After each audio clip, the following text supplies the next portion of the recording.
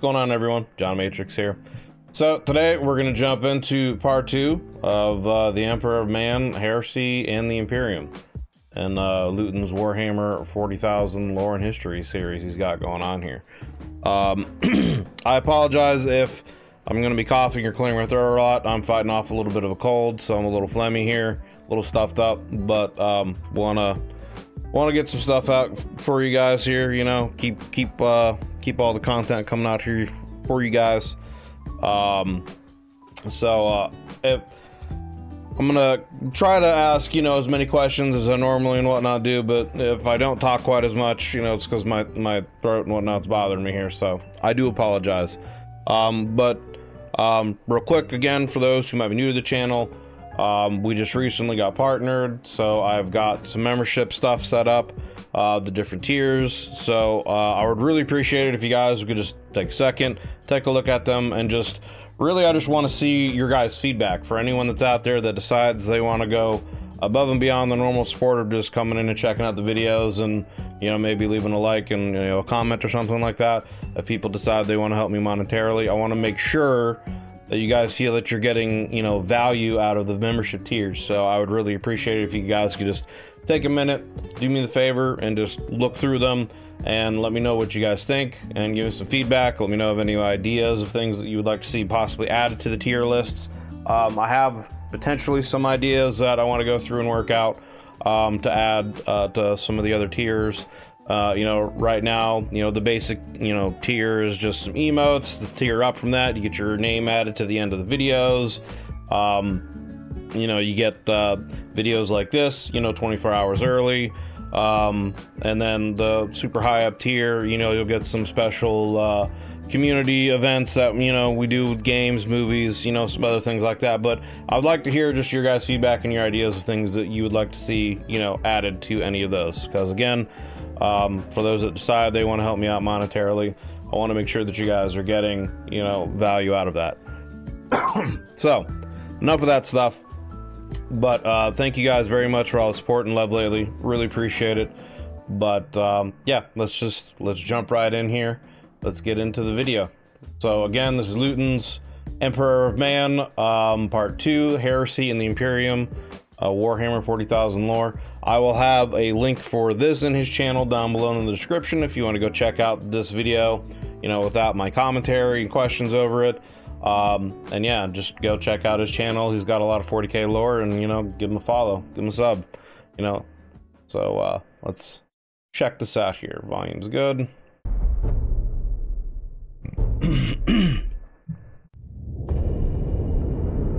In the grim darkness of the far future, there is only war.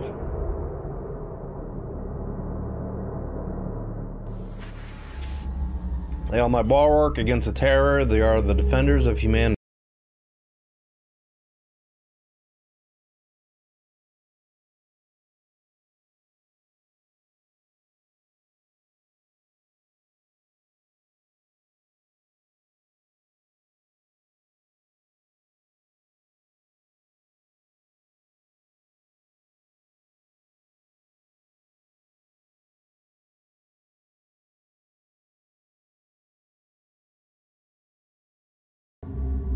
You know, the craziest thing that I learned from the previous video was the fact that humanity at one point reached the absolute peak that potentially has been seen in the galaxy as far as technology and power goes, to the point where even the Eldar and the Orcs were signing peace treaties and non-aggression pacts and were cooperating with them because they didn't want anything to do with fighting with humanity, because our technological and military prowess was so vast and so great that they were afraid that they would get destroyed.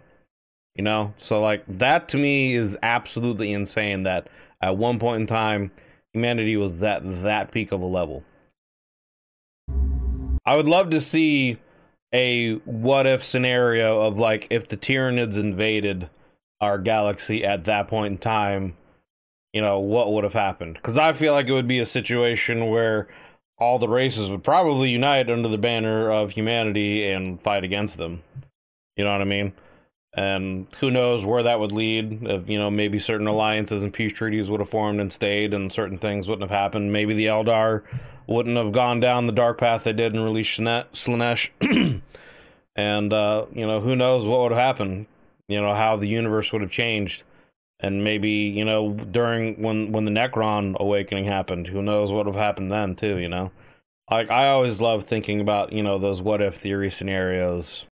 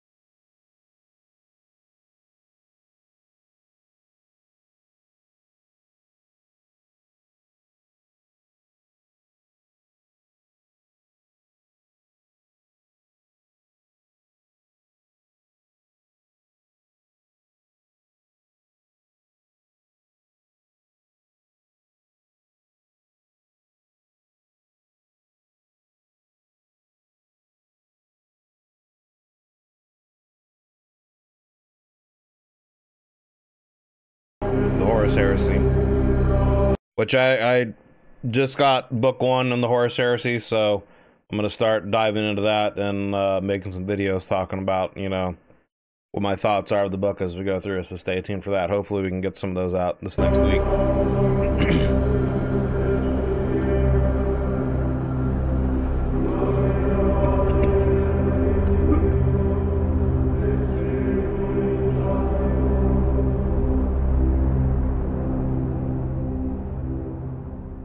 The 31st millennium of man would be one of the darkest and most destructive humanity had faced. It would bring the newly established Imperium to its knees and deal wounds so severe it would never truly recover. I need to say that this section of Imperial lore is vastly complex and heavily documented.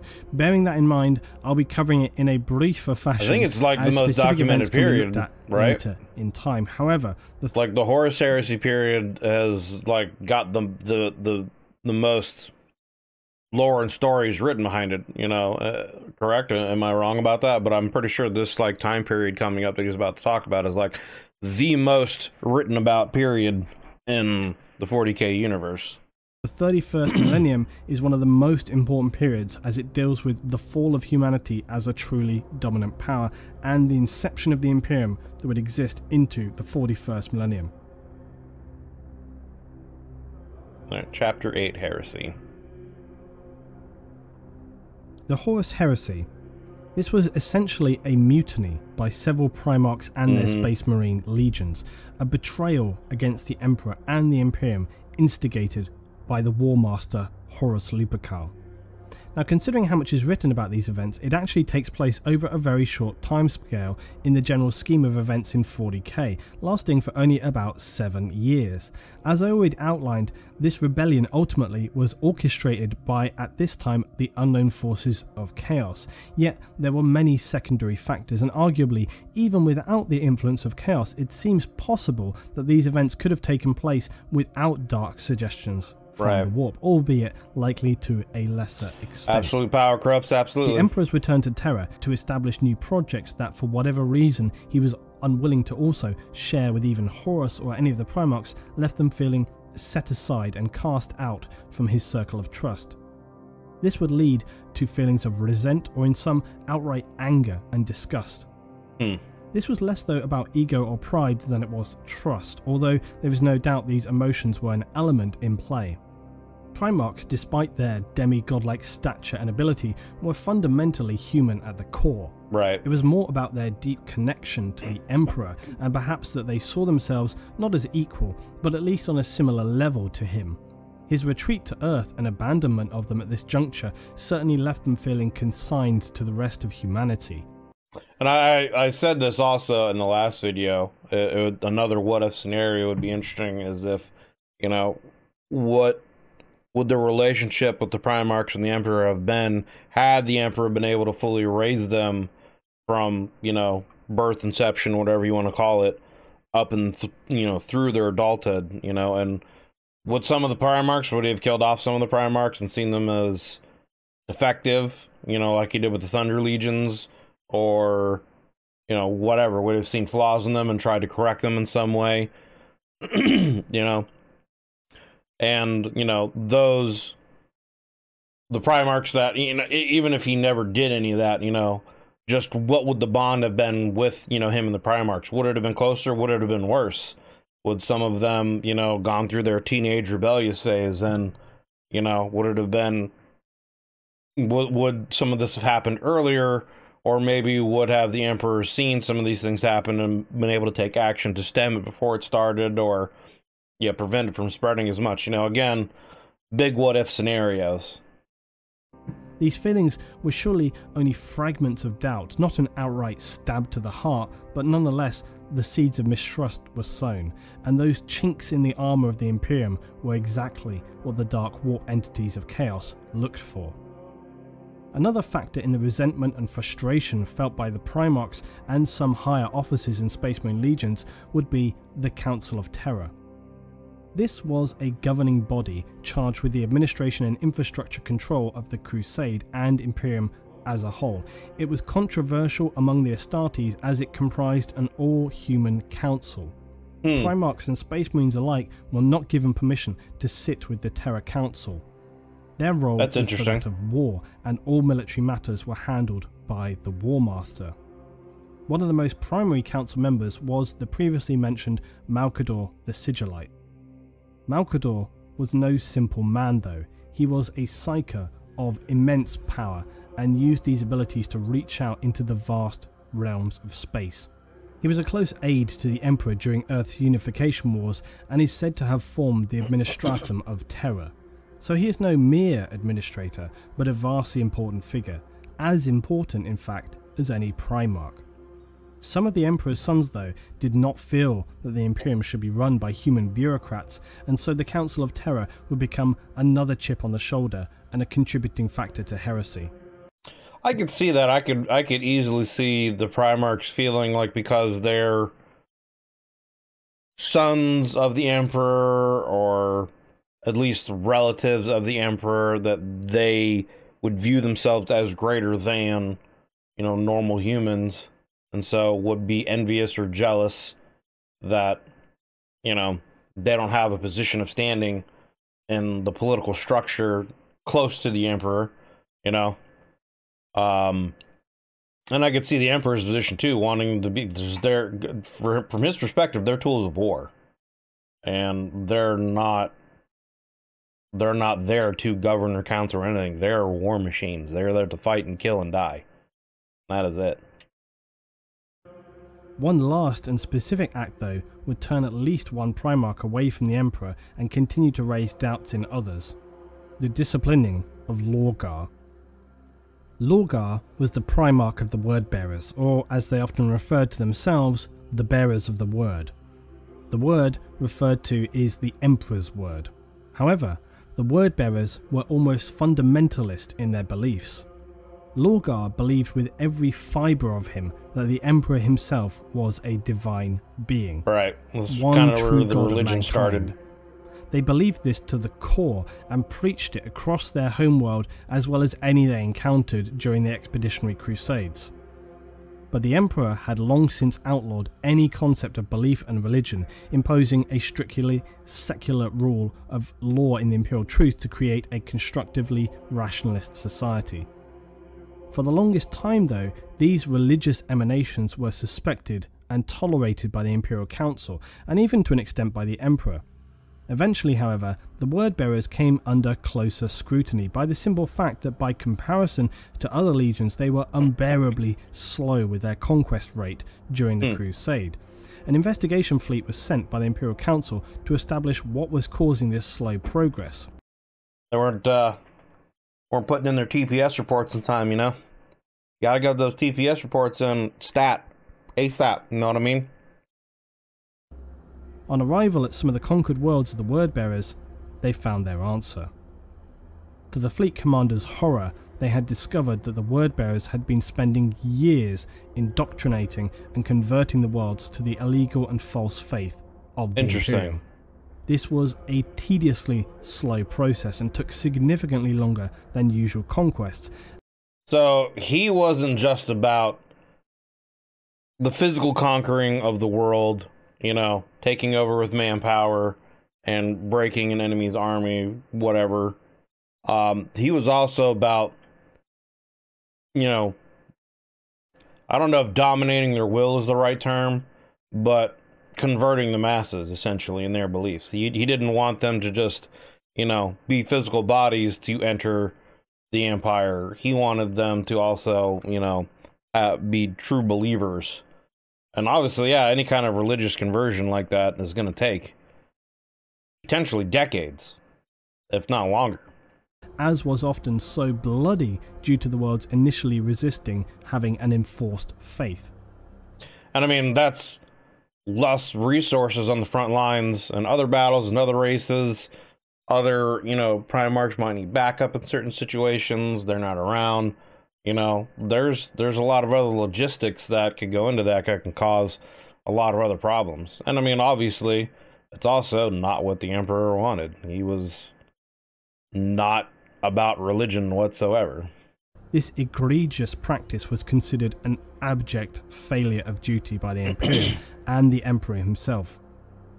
Worse still, it came to light that the word-bearers had been employing a standard practice to execute those who did not renounce their faith and accept that of the Imperium and Emperor as the divine faith, which only served to pour more fuel onto the flames of outrage. That's what zealotry does, man. That's what extremists do. Either you convert and you believe what we tell you to, or you die. The Emperor was absolutely enraged by this notion that he should be worshipped as a god, and the actions of the word-bearers in his name, slaughtering those who refused to accept the Emperor's divinity. I would be furious too. Of the religious excesses that had so often poisoned human history, and the Emperor had witnessed firsthand throughout the ages.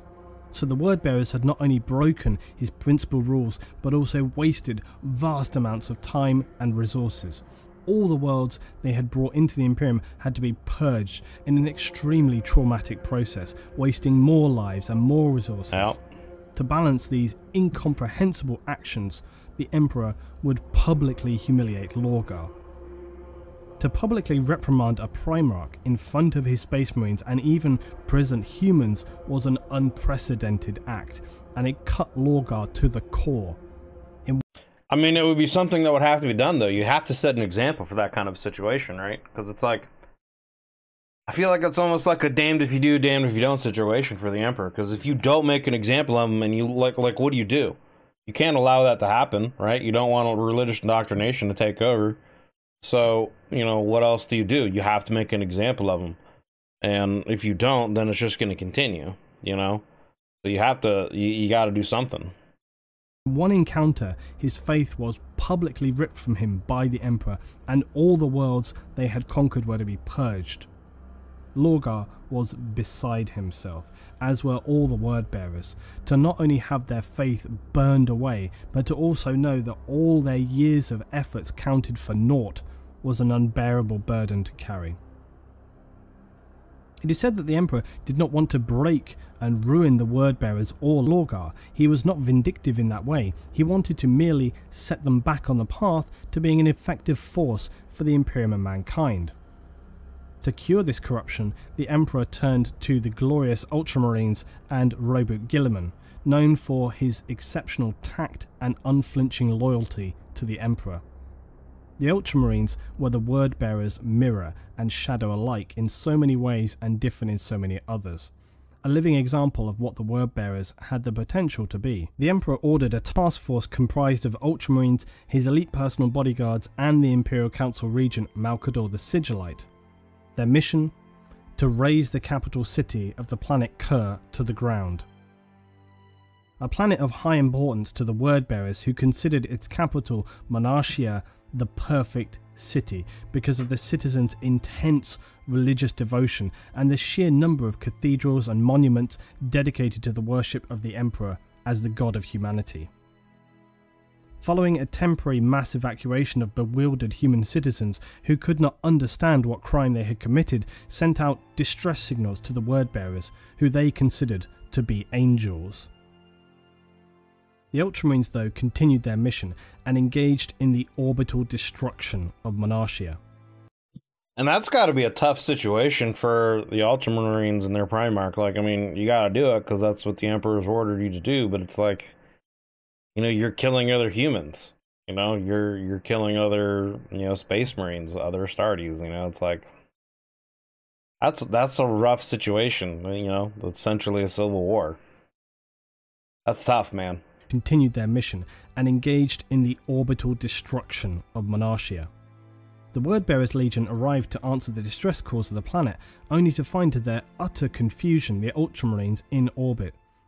The Wordbearers were ordered to assemble planetside. 100,000 Marines were ordered within sight of the smouldering raised ruins of Monarchia, where the Emperor himself stood. The Wordbearers were forced, along with all others in attendance, including Lorgar, to kneel before him in the ashes of the city, which stood for all they had believed and done in the name of the Emperor and the Imperium. And I could see that, obviously, being a catalyst to turn them. I mean, you know, they feel like they're doing the right thing in the name of the Emperor by, you know, converting people to true believers and killing those that aren't. But then to have the Emperor turn around and punish you in such a way, not only just like reprimand you, but to go to your essentially capital planet and, you know, scorched earth it. Just raise, you know, the architecture to the ground. Everything that you've worked so hard for and built up, you know, like, I could easily see that, you know, being a reason for people to turn. And obviously opening themselves up to, you know, the corruption of the chaos and darker urges and yada yada. Which stood for all they had believed and done in the name of the Emperor and the Imperium. He explained to them in no uncertain terms that they had failed in duty, that their efforts had been futile and wasted beliefs were an abhorrence. He was no god, no angel, no divine being, but a man. No such belief would be permitted in his Imperium.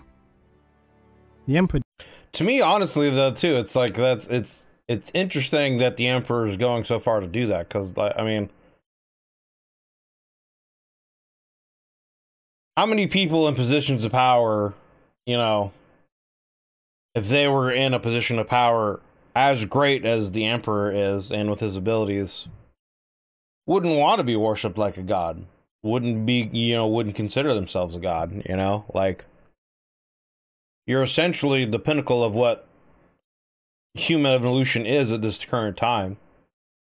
You know, you're physically, mentally, you know, psychically the strongest, you know, human being there is in existence, you know, and potentially even beings that are gods, you're able to, you know, keep up and combat them and fend them off. So it's like, you know, who wouldn't see someone like that as a god? Departed, leaving a Primarch humiliated and a legion humbled. Lorgar was physically and psychologically numbed by the Emperor's actions. The razing of the city of Monarchia was a trauma almost too great for many of the Wordbearers to cope with, and had it not been for their strength of genetics, they would have likely been mass suicides and insanity. Lorgar himself, though, fell into a deep melancholy that would burn harder and brighter within him as days turned to weeks, turned to months.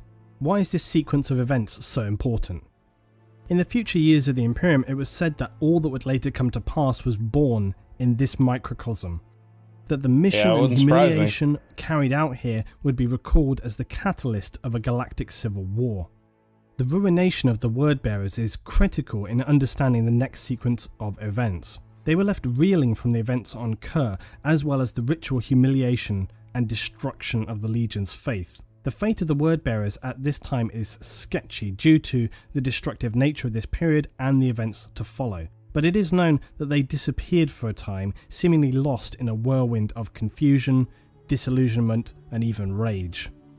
The Emperor's hope that they would be set straight on the path of the Imperial truth was flawed, and their resentment hugely underestimated. Yeah.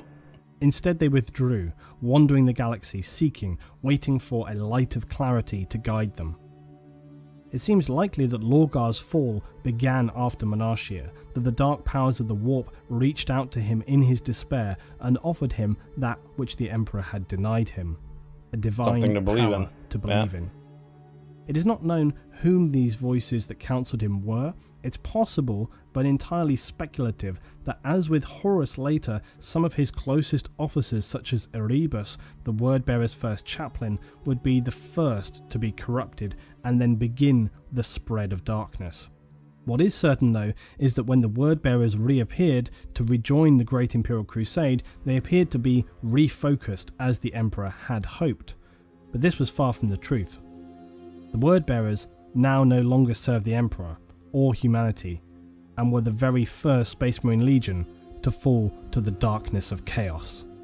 The war between humanity and chaos would still not come until more of the Emperor's crusading forces had been seeded with dark betrayal. Horus Lupercal, favourite of the Emperor, War Master of the Crusade, would become the apex of these events. The real treachery would begin on a small planet named Davin. This world had been easily absorbed into the Imperium by Horus and his legion, the Lunar Wolves, some 60 years previously. The warrior people living there quickly realised they were outclassed and bowed to the powers of the Imperium. Horus was impressed with their realism, honour and strength. Spending time there, the Lunar Wolves brought away from Davin the concept of the Warrior Lodge, a close clique of senior brothers who would share their knowledge and opinions evenly, without rank obstruction. The concept of lodges, guilds or clans within a legion or imperial force was strictly outlawed by the Emperor as something which could brew dangerous opinions and dissent, as evidently turned out to be the case. Horus decided that he knew better. Now, Erebus, the aforementioned first chaplain of the Word-Bearers, was at this point fully corrupted by chaos. He reported to the Lunar Wolves that Commander Temba, the governor of Davin, and his forces had turned renegade and dug themselves into a fortress on Davin's moon. Horus led an assault force to clear the moon and extract Temba personally. On the surface, his forces were confronted by the foul, reanimated remains of Temba's outpost, who had evidently succumbed to the chaos plague of Nurgle's rot, skewing them into horrific parodies of the human form. So I would assume that would be probably like the first time any kind of Space Marine would have seen any kind of chaos corruption, you know, manifest in the physical world, you know, seeing these reanimated corpses fighting against them. Like, is that the case, or were there other, like, I guess smaller, you know, incursions or whatever where they would have fought against other creatures? But as far as I know from everything I've learned so far, this seems like this is the first kind of, at least, major event where the Space Marines actually came face to face with some kind of, you know, chaos corruption that has taken over, you know, bodies and creatures or whatever. Horus slew the grossly altered Temba personally, but not before Temba managed to strike a blow to Horus using the advanced blade, the Anatheme. The Anatheme, you will recall, was the highly advanced blade stolen decades previous by Erebus from the people known as the Interrex. The weapons appeared to be semi-sentient, as the Interrex claimed the weapons could be instructed to recognize a particular person, which gave them the ability to mortally wound that person. The Interrex did not know how to produce these weapons, but had confiscated them from a Xenos race known as the Kinebrak.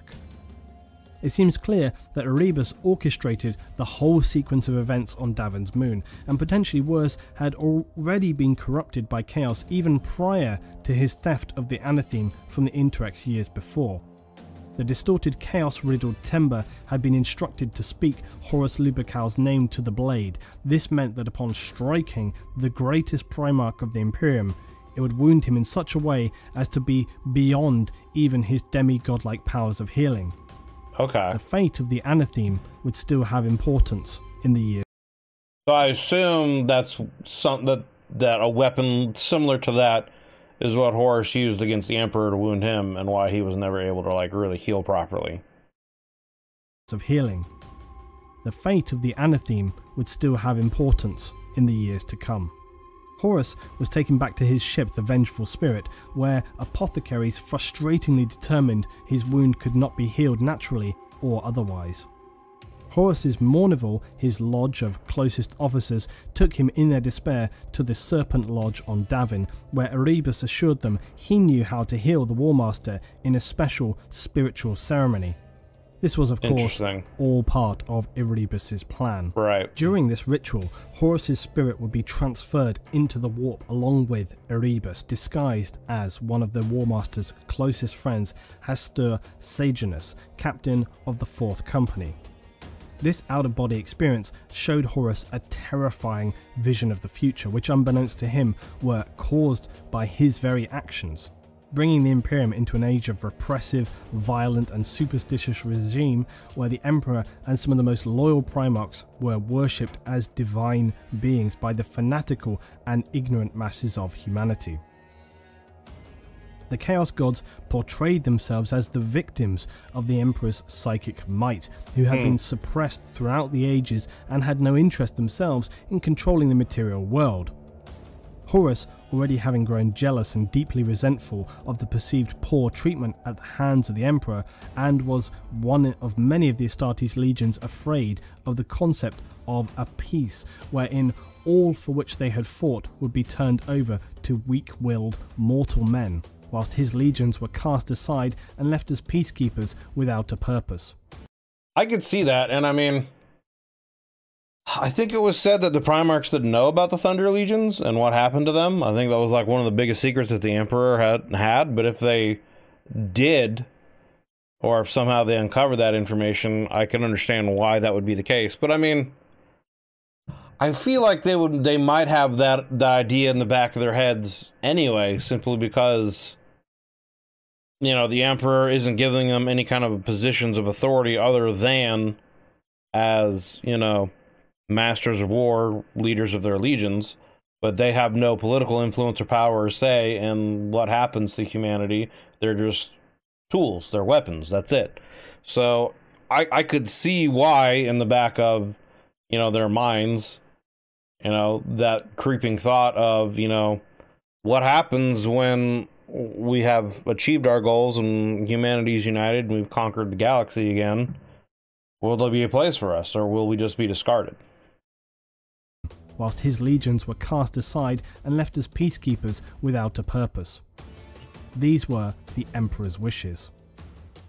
For you see, the Astartes were always a tool to save humanity and bring power back to mankind, not just to subjugate it. Horus, in his weakened and embittered state, was very suggestible and would accept this twisted and misunderstood prophecy. But there was one thing Erebus had not counted on.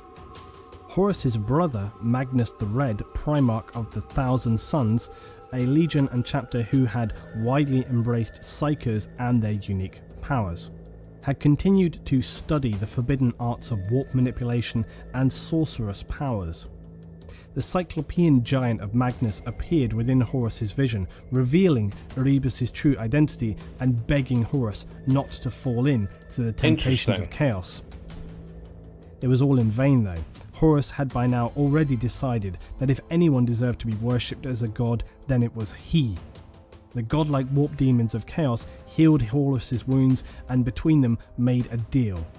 In exchange for the immense power he would gain, as well as ruling power over the mortal galaxy, he would deliver to them the Emperor, who the dark chaos gods feared most, as they knew he alone stood with enough power to potentially destroy them. Interesting. And I'm sure taking the Emperor's soul would If any one of the major Chaos Gods would get the Emperor's soul to themselves and be able to absorb it, it would give them immense power. Although Horus had always been an immensely skillful military leader, his true genius was in the manipulation of others. This was often remarked upon by his brother Primarchs. Rogel Dawn of the Imperial Fists once noting to Calvin Loken, who you remember was the Lunar Wolves captain and a member of the Mournival, that Horus had Loken put forward a campaign of war so his character would be more well known as a peacemaker than a warmonger. Dawn said, "You understand what Horus had you do this morning? He had primed the Mournival to back him, Loken. He is cultivating the air of a peacemaker, for that plays well across the world to the Imperium. This morning he wanted someone other than himself to suggest unleashing the legions for war." This skill of manipulation would be especially important now. It was one thing for the Chaos Aberrations to turn a few men and even a Primarch, but to turn legions and still more Primarchs? The strongest willed and most loyal of the Emperor's forces to Chaos? And the War Master. How would this be possible? Well, it would in part because Horus did not declare himself outright as a disciple of Chaos, nor would he follow immediately the darkest of their practices. As had been the case until now, the game being played was one of subtlety and deception. Horus began implementing throughout the legions the concept of the Mournival, that he had allowed first within the Lunar Wolves. The Mournival Lodge enabled officers to group together in secret and lay the seeds of discontent and mutiny. Horus would also capitalise on the current negative feelings among some of his fellow Primarchs, and then the refracted disillusionment among some of the legions. Lorgar and the Word Bearers had already turned to Chaos following their world-shattering humiliation by the Emperor. Horus would engage legions of Astartes, Imperial troops, and even several Mars Titan legions with the principal concept that Horus now perceived the Emperor, powerful as he was, did not deserve the unreserved praise and recognition of the human race.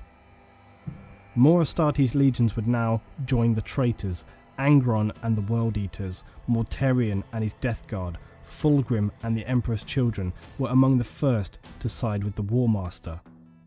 Others would later fall, including the Iron Warriors, Night Lords, Alpha Legion, and lastly, the Thousand Sons.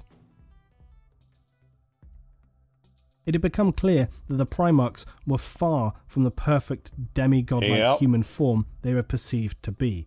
Although technically each Primarch was physically and mentally godlike compared to a standard human, they still bore all of humanity's virtues as well as their flaws, such as...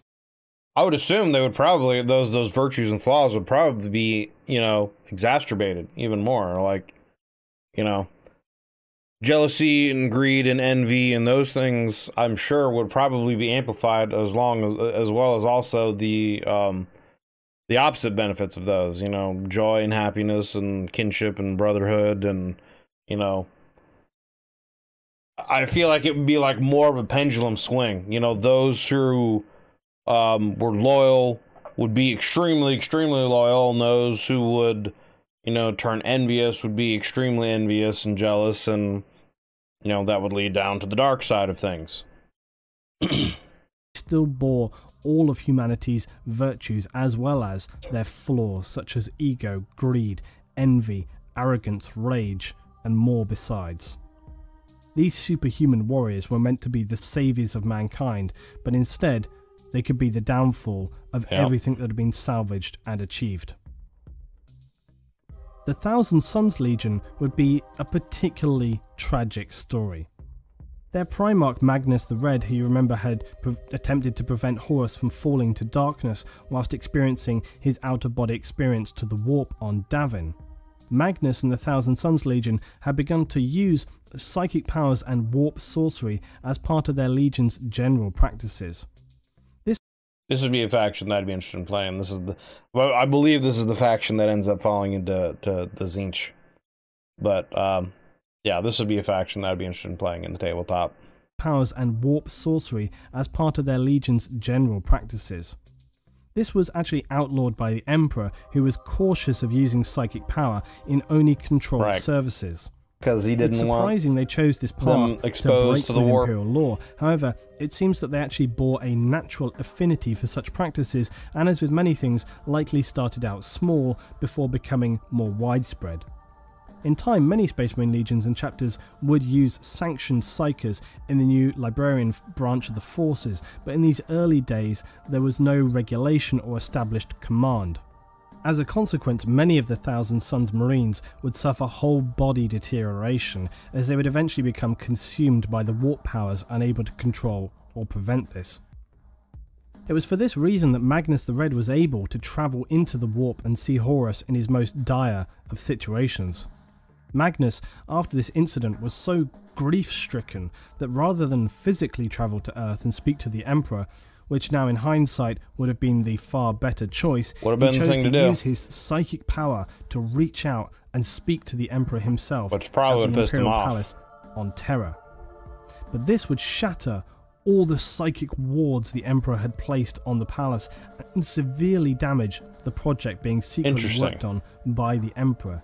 This itself was connected to the psychic paths of the webway, the gateways used by the Eldar, and previously the Old Ones. This choice by Magnus was catastrophic and a rash miscalculation. His psychic assault on the Imperial Palace, his panic and frustration and anger and trauma gave free rein to the warp and its evil inhabitants to invade Terra. Millions of psychers died in... Wow.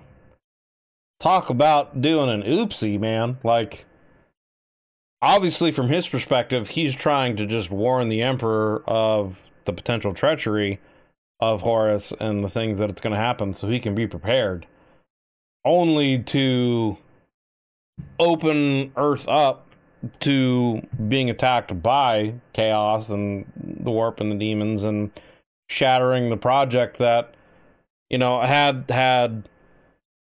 the Emperor been successful in tapping into the webway and they could have used that instead of having to use the warp, like, that's a huge strategic advantage, being able to travel through the universe without having to, you know, be subjected to the issues of the warp. Like, huge advantage. Instantly, as their attuned minds were burned out or demons tore them apart. Warp storms consumed entire settlements, shockwaves flattened structures around the world. Having strictly outlawed Magnus's use of sorcery and refusing to believe that Horus, his most trusted son, would betray him, the Emperor concluded wrongly for the traitor to be Magnus and the Thousand Sons. This error would be yet another travesty of judgment among the many during this whole sorry period. The Emperor... I mean, I guess it just goes to show that, you know, even through all this, the Emperor's still human, and he still makes a lot of, you know, mistakes and miscalculations. He's not a perfect being, you know? He says he's not a god, and he's not a god, you know? He's just I guess you could say, a highly evolved human with immense physical, mental, and, you know, psychic powers, but, you know, yeah.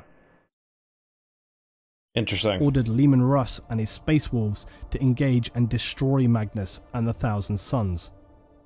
But Magnus, now defeated physically and mentally, cast out by his father, they were turned away from the Imperium and into traps to entice them into the darkness of chaos.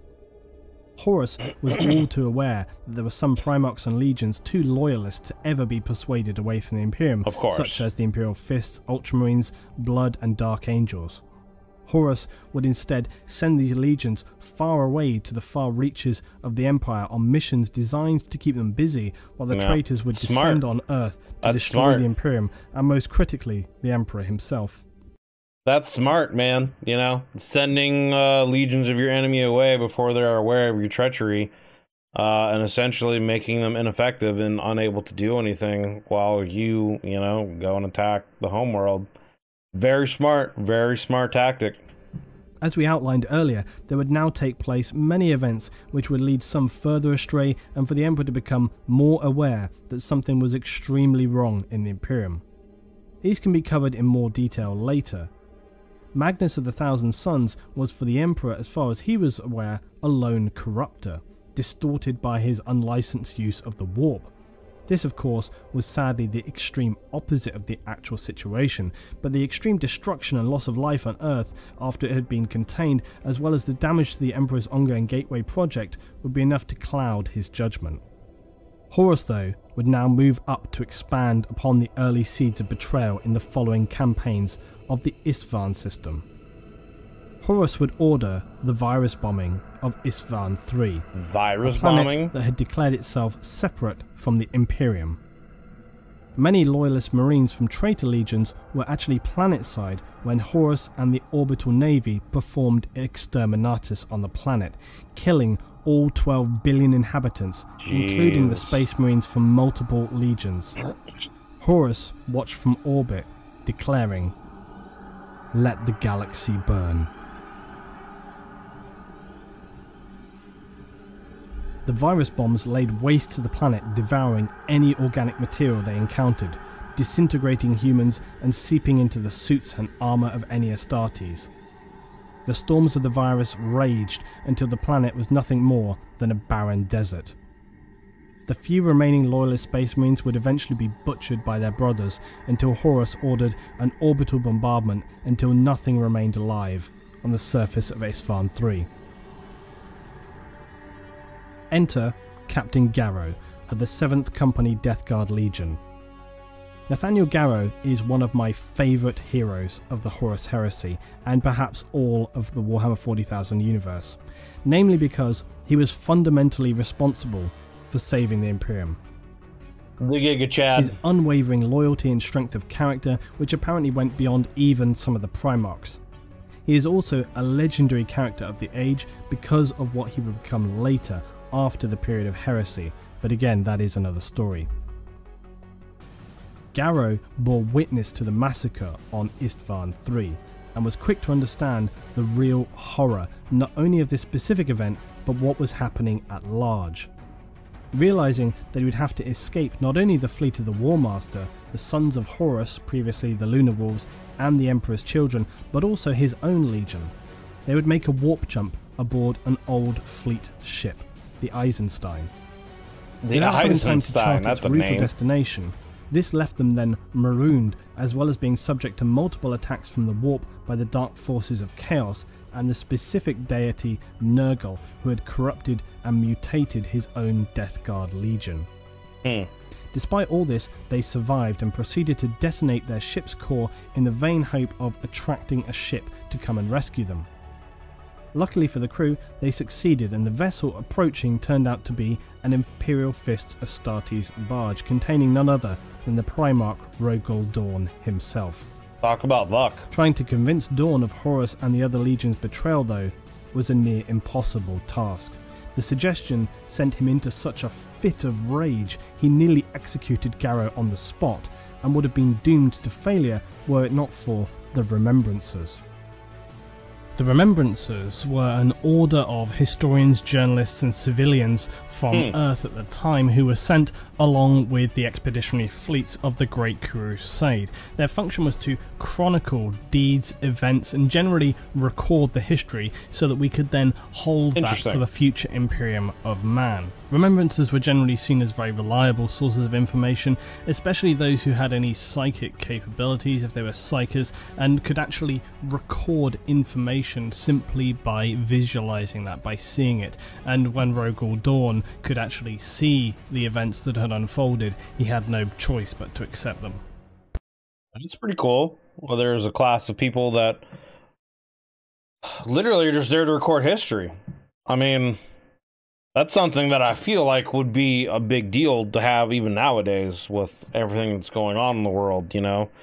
Some group of people that have an unbiased view of the world that are just recording events in history, and yeah. That's interesting. And obviously, you know, being that they were at this event and are, I guess, would have, you know, a neutral perspective on it, you know, he has to accept the truth. Actually see the events that had unfolded, he had no choice but to accept them. Returning to Terra, Dawn would speak to the Emperor, and finally the betrayal and heresy would come into the light. Garrow, though, in immense frustration despite all his efforts, was not able to speak to the Emperor himself, but was stationed on the lunar colony along with the remaining Loyalist Death Guard and Imperial Navy crew of the Eisenstein. The Imperial forces on Earth considered their presence too dangerous to allow them to roam freely. Horus Lupercal had now extinguished the last shreds of loyalty from the 3 legions under his command, who were now complete in their misguided transition to chaos. His next target in the campaign was Istvan V. Here, he would establish a command post and reinforce his position. The Emperor, now in a fit of despair and rage at the actions of Horus, commanded 7 legions. Yeah, you gotta wonder, how nasty do those, like, they must be stank in those fucking uniforms, man, and all that armor, dude. Like, how often do they get to take that shit off and take a bath? You know what I'm saying? Like, Horus right there with all that fucking, you know, inferno going on behind him. He's gotta be ranked, dude. I mean, he's also, granted, you know, he's turned to chaos, but, you know what I mean? Like, bro needs a shower. Legions of Astartes to attack and subdue the traitors, and subsequently return them to Terra to face their actions. However, unbeknownst to the Emperor, at least half of these legions had already been deceived and strayed from loyalty to the Imperium. They had not yet made their stance clear, but represented a dangerous deception to the Imperium. The first wave of attacks to Istvan V were carried out by the Loyalist legions, the Salamanders, the Raven Guard, and the Iron Hands. Horus had already been passed information of their landing sites, and this would cost them horrific losses at this initial contact. Worse would come though. The 4 remaining legions to attack were no longer loyal to the Imperium. The Night Lords, Wordbearers, Iron Warriors, and Alpha Legion descended to attack in a brutal combined assault, slaughtering the remnants of the 3 Imperial legions. This event would be known from here on as the Istvan V Drop Site Massacre. Interesting. Things looked dark for the Imperium. The strongest legions were still tasked to the fringes of the galaxy, and there seemed little to stand between Horus and his now 7-strong fleet of Astartes legions. Not to mention the further forces of corrupted Imperial Navy, the victorious Dark Mechanicum, who were fighting the Schism of Mars, a civil war between factions on Mars loyal to the Imperium and Horus, and now successfully they had won their campaign there. Man, things are looking pretty rough right now, man.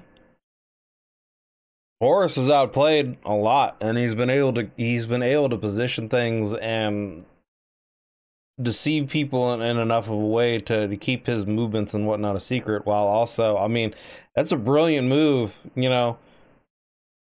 He's the War Master, and they had no reason to question him, and sending, you know, those legions off on missions to the fringes of the universe where they would be without communication, you know, while he's, you know, got his revolt going on.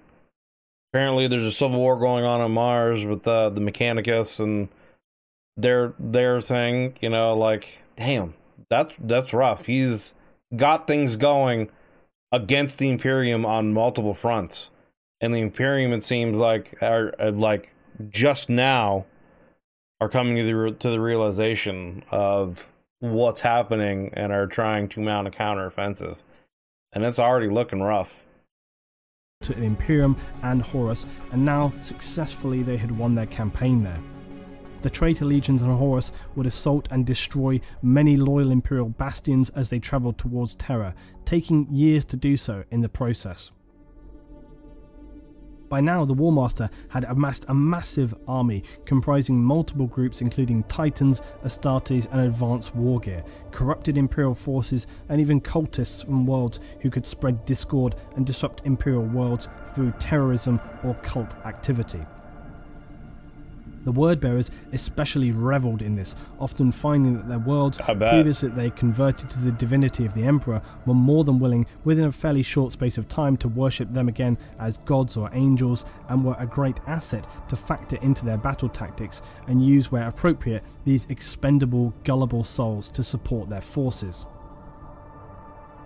Fortunately for the Imperium, one thing was slowing down Horus and his legions: logistics. Despite acquiring a massive force, Horus found he was unable to move it efficiently around given the limitations of the warp vessels in his fleet, and this did buy the Loyalist side some time.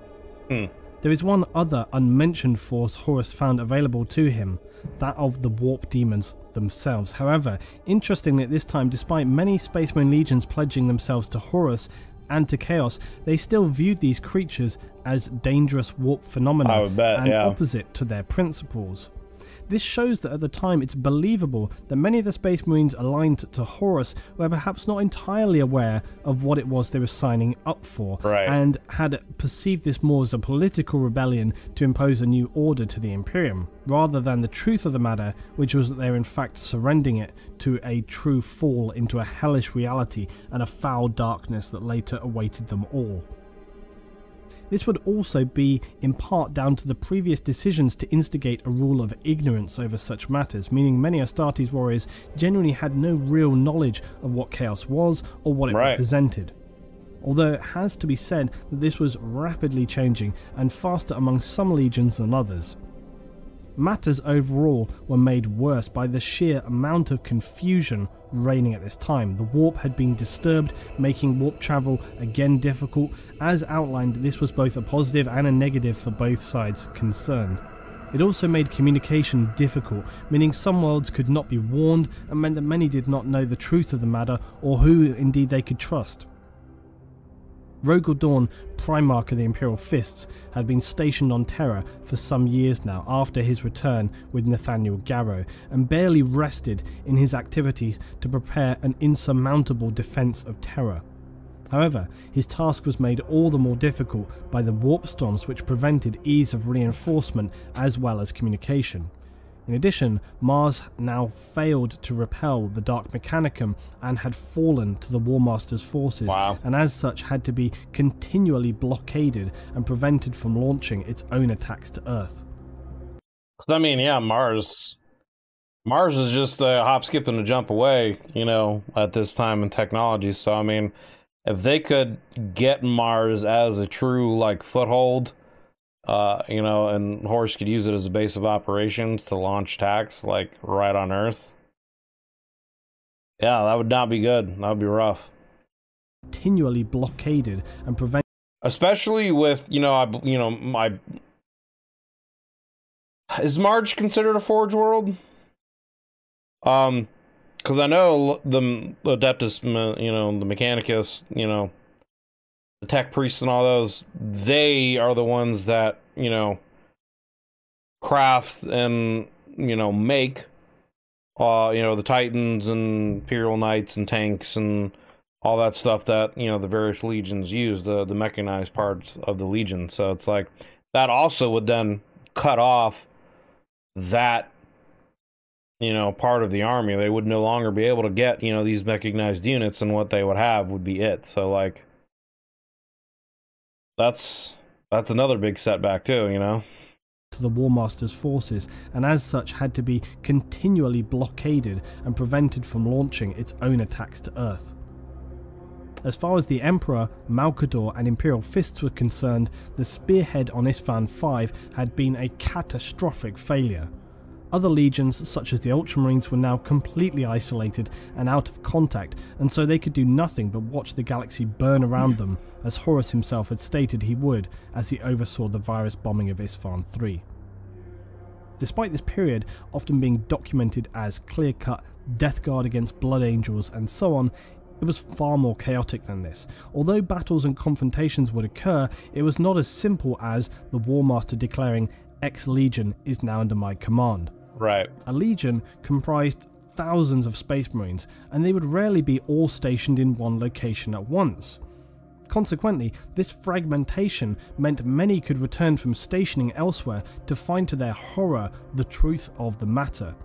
As outlined previously, although Space Marines can often appear to be mechanical machines of war, they are just as complex as any human in their thoughts, decisions and moralities, hence why Horus saw it necessary to slaughter so many loyalists from the legions he would call his own on Isfahan III.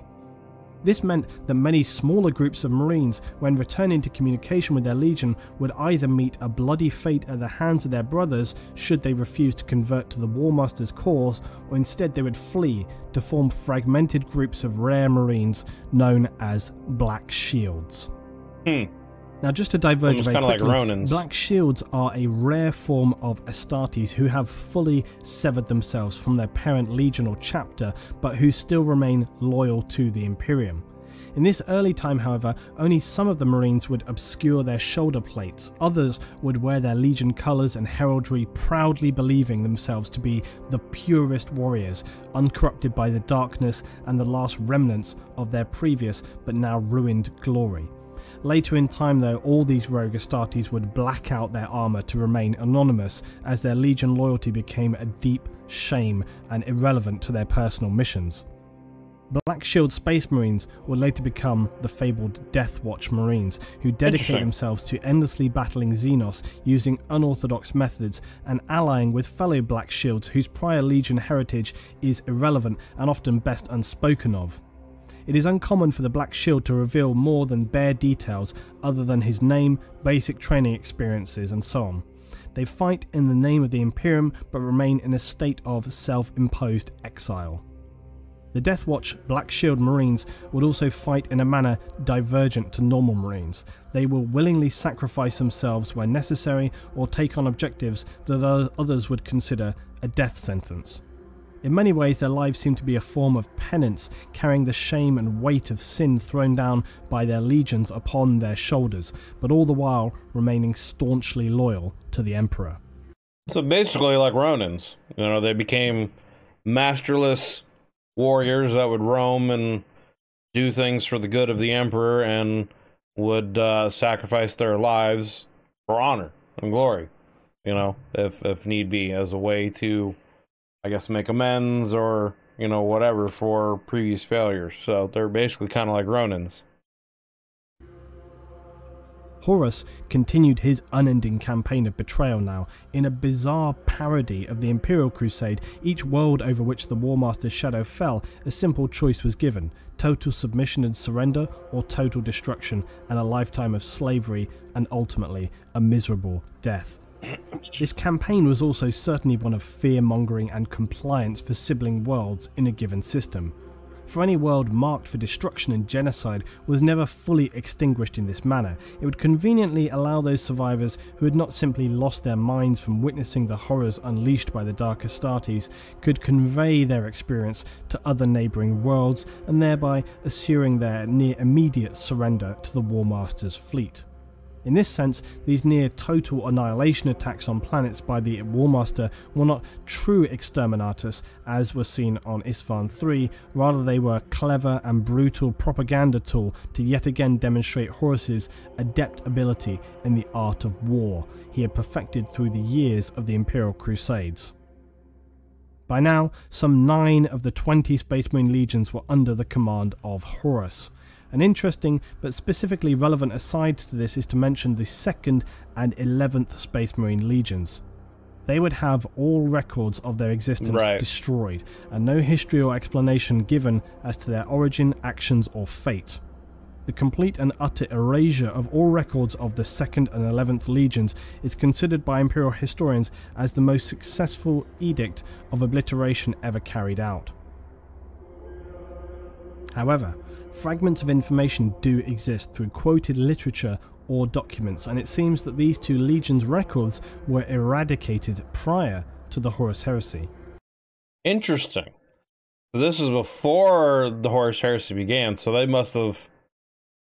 I would assume that they fell to some kind of warp corruption, and because the, you know, Emperor wanted to keep the warp secret, that, yeah, that's why he expunged them. He had them exterminated, wiped from existence, and all records, you know, expunged. It would make sense anyway. So I guess let's see if any of these documents, you know, talk about that. These 2 legions' records were eradicated prior to the Horus Heresy. We have no way of knowing for sure what happened to the erased 2 legions, but it seems likely they were precursors to the events of the Heresy. The Primarch of the Space Wolves, Leman Russ, is recorded as stating that Space Marines had been previously tasked with fighting one another when speaking to Caspar Horsaw, who questioned him. The unprecedented, like Astartes fighting Astartes, like the rout being called to sanction another legion. That? No. That is not unprecedented. This gives credence to the possibility that the Space Wolves are the Emperor's preferred execution legion, as they would be later tasked with the destruction of the Thousand Sons and Magnus the Red. Another quote stated that the wolves will be loosed again. This small fragment suggests it is not the first time they'd faced such a mission. Yep.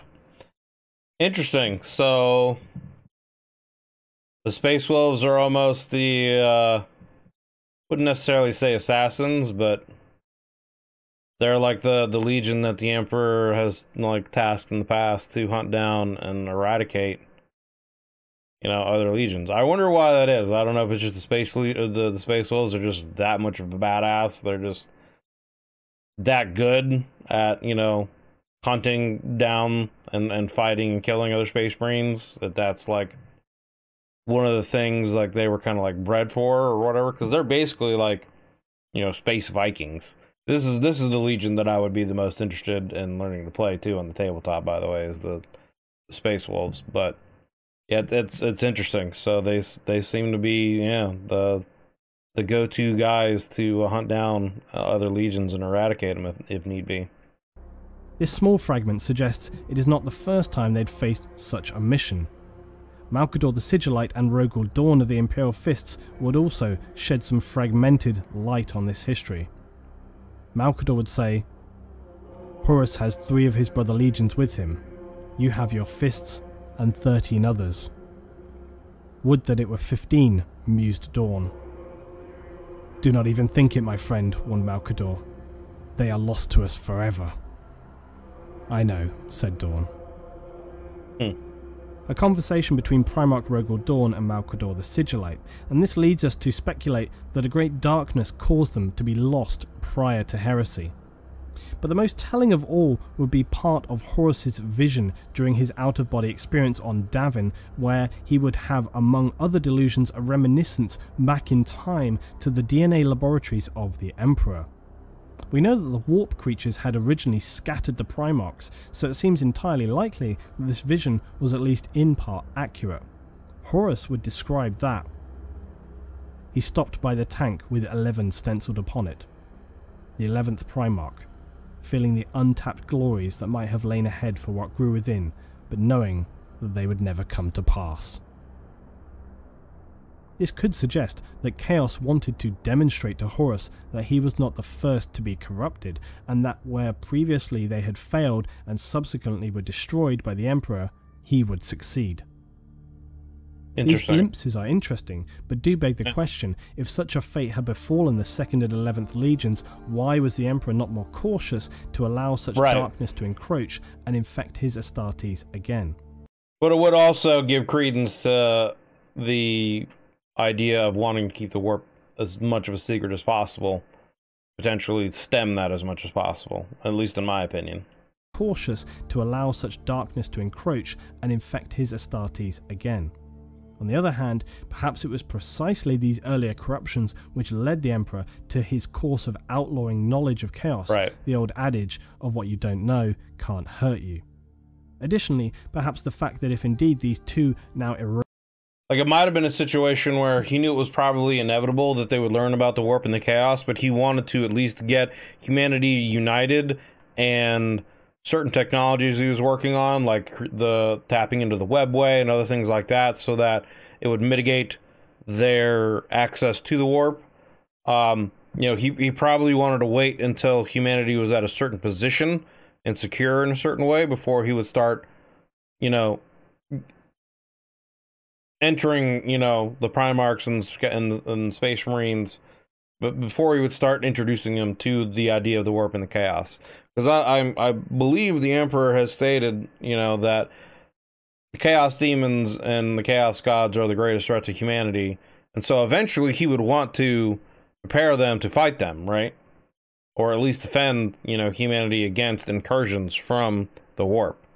And because there's going to be times where the warp is going to be unstable, and you know, the chaos gods are going to be more powerful and have access to the material plane, or you know, corruption is going to be more prevalent. So eventually they would need to defend themselves. But I feel like it must have been a situation where, yeah, the Emperor was just trying to mitigate as much access and potential corruption as possible until he got things established as almost like safeguards, and then he could probably start training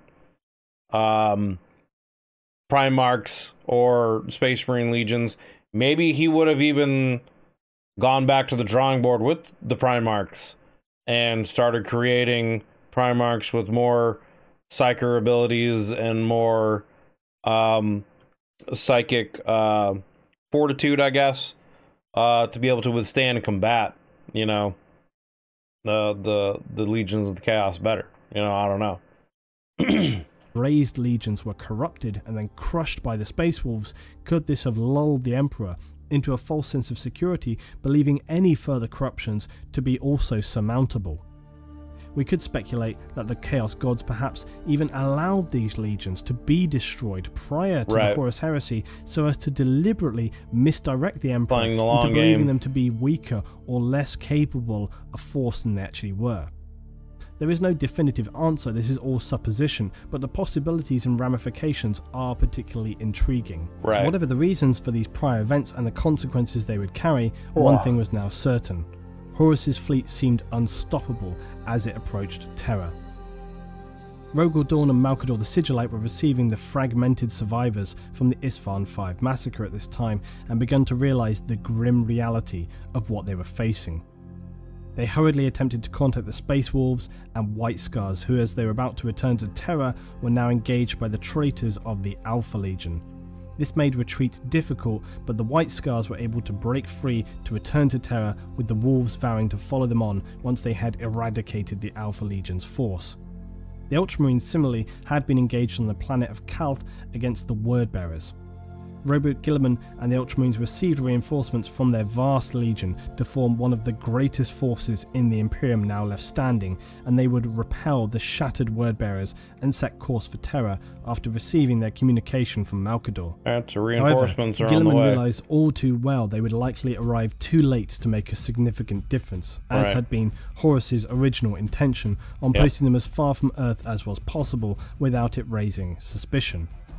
Now the race was really on, as nearly all the Space Marine legions, loyalist and traitor alike, headed for Holy Terra to determine the final battle for supremacy of the galaxy.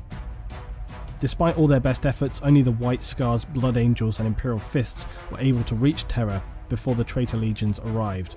The loyalists were also supported with 3 Mechanicus Titan legions and millions of Imperial Guard soldiers. Their objective was less to defeat the traitors. That task was not in anybody's mind. Their sole task was simple and twofold. They must protect the Emperor at all costs, and they must survive long enough for reinforcements from the remaining loyalist legions who were still en route to Terra. Bide for time and wait for reinforcements to arrive, because then once that happens, the enemy is going to be flanked on all sides, and you can create kill zones and just slowly push in until I don't have anywhere to go. Alright, so now we're in the Battle of Terra. The Battle of Terra began. Which again, I'm going to have a link to this video and Luton's channel down below in the description. So go down there and check out his videos if you want to watch this video without, you know, my commentary and questioning in here, you know, etc., etc. And go down there and support him and give him a follow, all that good stuff. And as expected, with mass orbital bombardments from both the surface to orbit and vice versa. Luna, the Imperial Naval Station, also launched massive attacks with its huge orbital defense system, which sustained the traitors with heavy losses, but sadly not heavy enough to make any significant impact. Horus would destroy first the lunar defenses and then the ground defense systems on Earth. It was now open to attack. The first drop pods landed on Terra, carrying the corrupted hellish Chaos Marines who battled the Loyalists for every step of ground they took. In securing the docking port's planetside, the traitors were able to reinforce with thousands more Marines along with the corrupted Dark Mechanicum Titans. Cultists also practiced their invocations, which brought demons large and small out from the warp and into reality, unleashing their horrors on the loyalists, both Astartes and Imperial Guard alike. And I mean, that would be the first time that they would have seen these demons. So, I mean, like, imagine that too. I wonder what would be going through some of these Astartes, you know, minds and whatnot, seeing these massive demons, you know, coming at them for the very first time. And, you know, that would be pretty crazy. Oh, excuse me. The forces of chaos assaulted the Imperial Palace relentlessly, some being led on by the Primarch, now turned demon Prince Angron of the World Eaters. But each time they attacked, the Blood Angels led by their Primarch Sanguinius would repel them. The White Scars Legion attempted to draw the dark forces away from the palace, but each time would be forced into submission, retreating back into the relative shelter of the palaces. Horus, frustrated at this point, and all too aware he was running out of time, ordered one of the Titan legions to demolish entire sections of the Imperial Wall. Despite grievous losses, the Titans, led by the infamous Imperator-class battle titan Disarray, smashed breaches in the Imperial Palace's defences, which the traitors then flooded through. Jakati Khan, Primarch of the White Scars, decided at this time on a change in tactic. Instead of trying to repel the seemingly endless forces of Chaos Marines, he swept a lightning raid to the Lion's Gate spaceport, catching the traitors at the port completely off guard. They were able to secure it quickly and reactivate the orbital defences, which began immediately destroying all descending traitor drop pods and landing transports. Yeah, cutting off any kind of reinforcements that Horus would have. Big move, big move. In a single action, they had cut the reinforcements of the traitors in half and dealt a substantial blow. They also tried to secure the second main port known as the Eternity Wall, but were unsuccessful as the Chaos Forces had now reinforced their positions. The battle at the main palace was not going well now either, and the Loyalists had been pushed back to the Eternity Gate, the sole point of entry into the inner sanctum of the Imperial Palace. The Marines, the Blood Angels and Imperial Fists were to hold back the attacking Chaos Forces, while the remaining Loyalists made it through the gate to safety. Sanguinius, the Blood Angels Primarch, would now face a terrifying prospect as he flew against a greater demon of Khorne, clashing together head-on as they battled in the air, flying above the mortal forces in a ferocious and blurring battle of godlike ability. Sanguinius would ultimately be victorious, breaking the demonic creature and throwing its shattered body to the howling heretics below. The Warp Gate project the Emperor had secretly been working on resided in this chamber, and it now risked becoming their undoing. Initially, it required only a small portion of the Emperor's psychic attention, but after the damage wrought by Magnus of the Thousand Suns in attempting to reach the Emperor, it subsequently was damaged so badly that it required a significantly higher proportion of the Emperor's powers to keep it closed. Combined with the fact that the forces of Chaos were fighting to use this portal, it became an immense burden to maintain its safety. I would bet, yeah. The Emperor now called on Malcador the Sigillite, informing him that he was required to take his place on the psychic amplifier known as the Golden Throne. This provided the psychic shielding needed to protect the new human-built sections of the webway, which had been the Emperor's secret project and was intended to be the final gift to humanity before the Horus Heresy had begun. The Emperor's original choice of his replacement on the artifact had been Magnus the Red, but now Malcador was the only legitimate successor, being one of the few human remaining psykers with enough strength to carry out the duty. In the final days of the siege, the Emperor ordered Malcador to summon 12 men of character, skill and determination. These would be tested and trained to become an elite group of investigators intended to root out treachery across the Imperium and in the centuries to come to prevent any event like the Horus Heresy from occurring again. This would become the earliest stirrings of the Inquisition and also later the highly secretive chapter known as the Grey Knights. The Emperor also told Malcador to steel himself as he would need to prepare to make an unbearable sacrifice. Malcador would return from his mission to recruit the foundation of the Inquisition. Using his powerful psychic subterfuge, Malcador and his new recruits were able to pass unscathed through the battle lines and come before the Emperor within the inner gates of the Imperial Palace. Malcador brought before the Emperor his 12 men to be judged for their suitability, and the Emperor saw that Malcador had chosen wisely. Of the 12, 4 were mortal lords and administrators of the Imperium, possessing an inquisitive nature and unyielding strength of mind. The other 8 were Space Marines, whose abilities were as peerless as their dedication to the Emperor.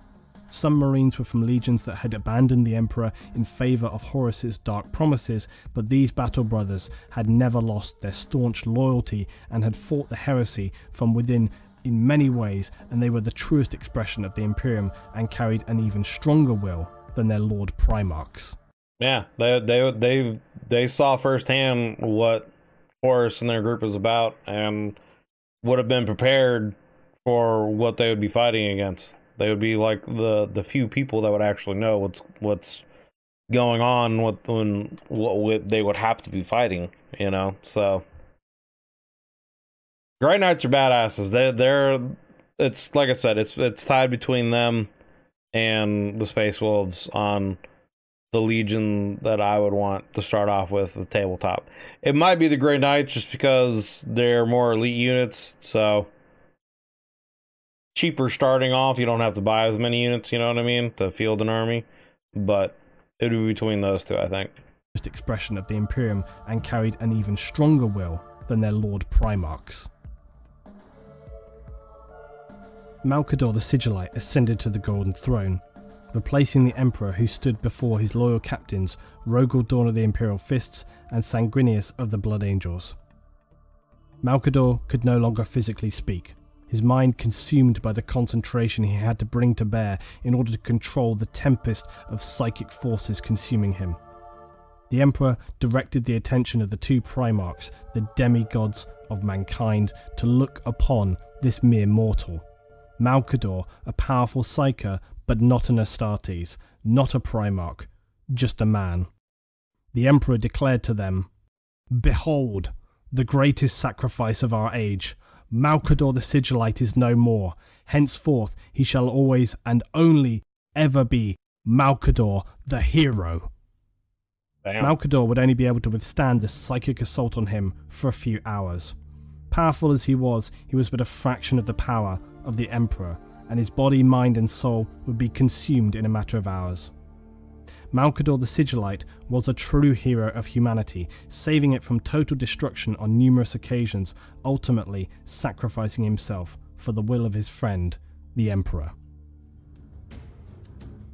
After 55 days, the Siege of Terror had kept the enemy at the gates, but only just.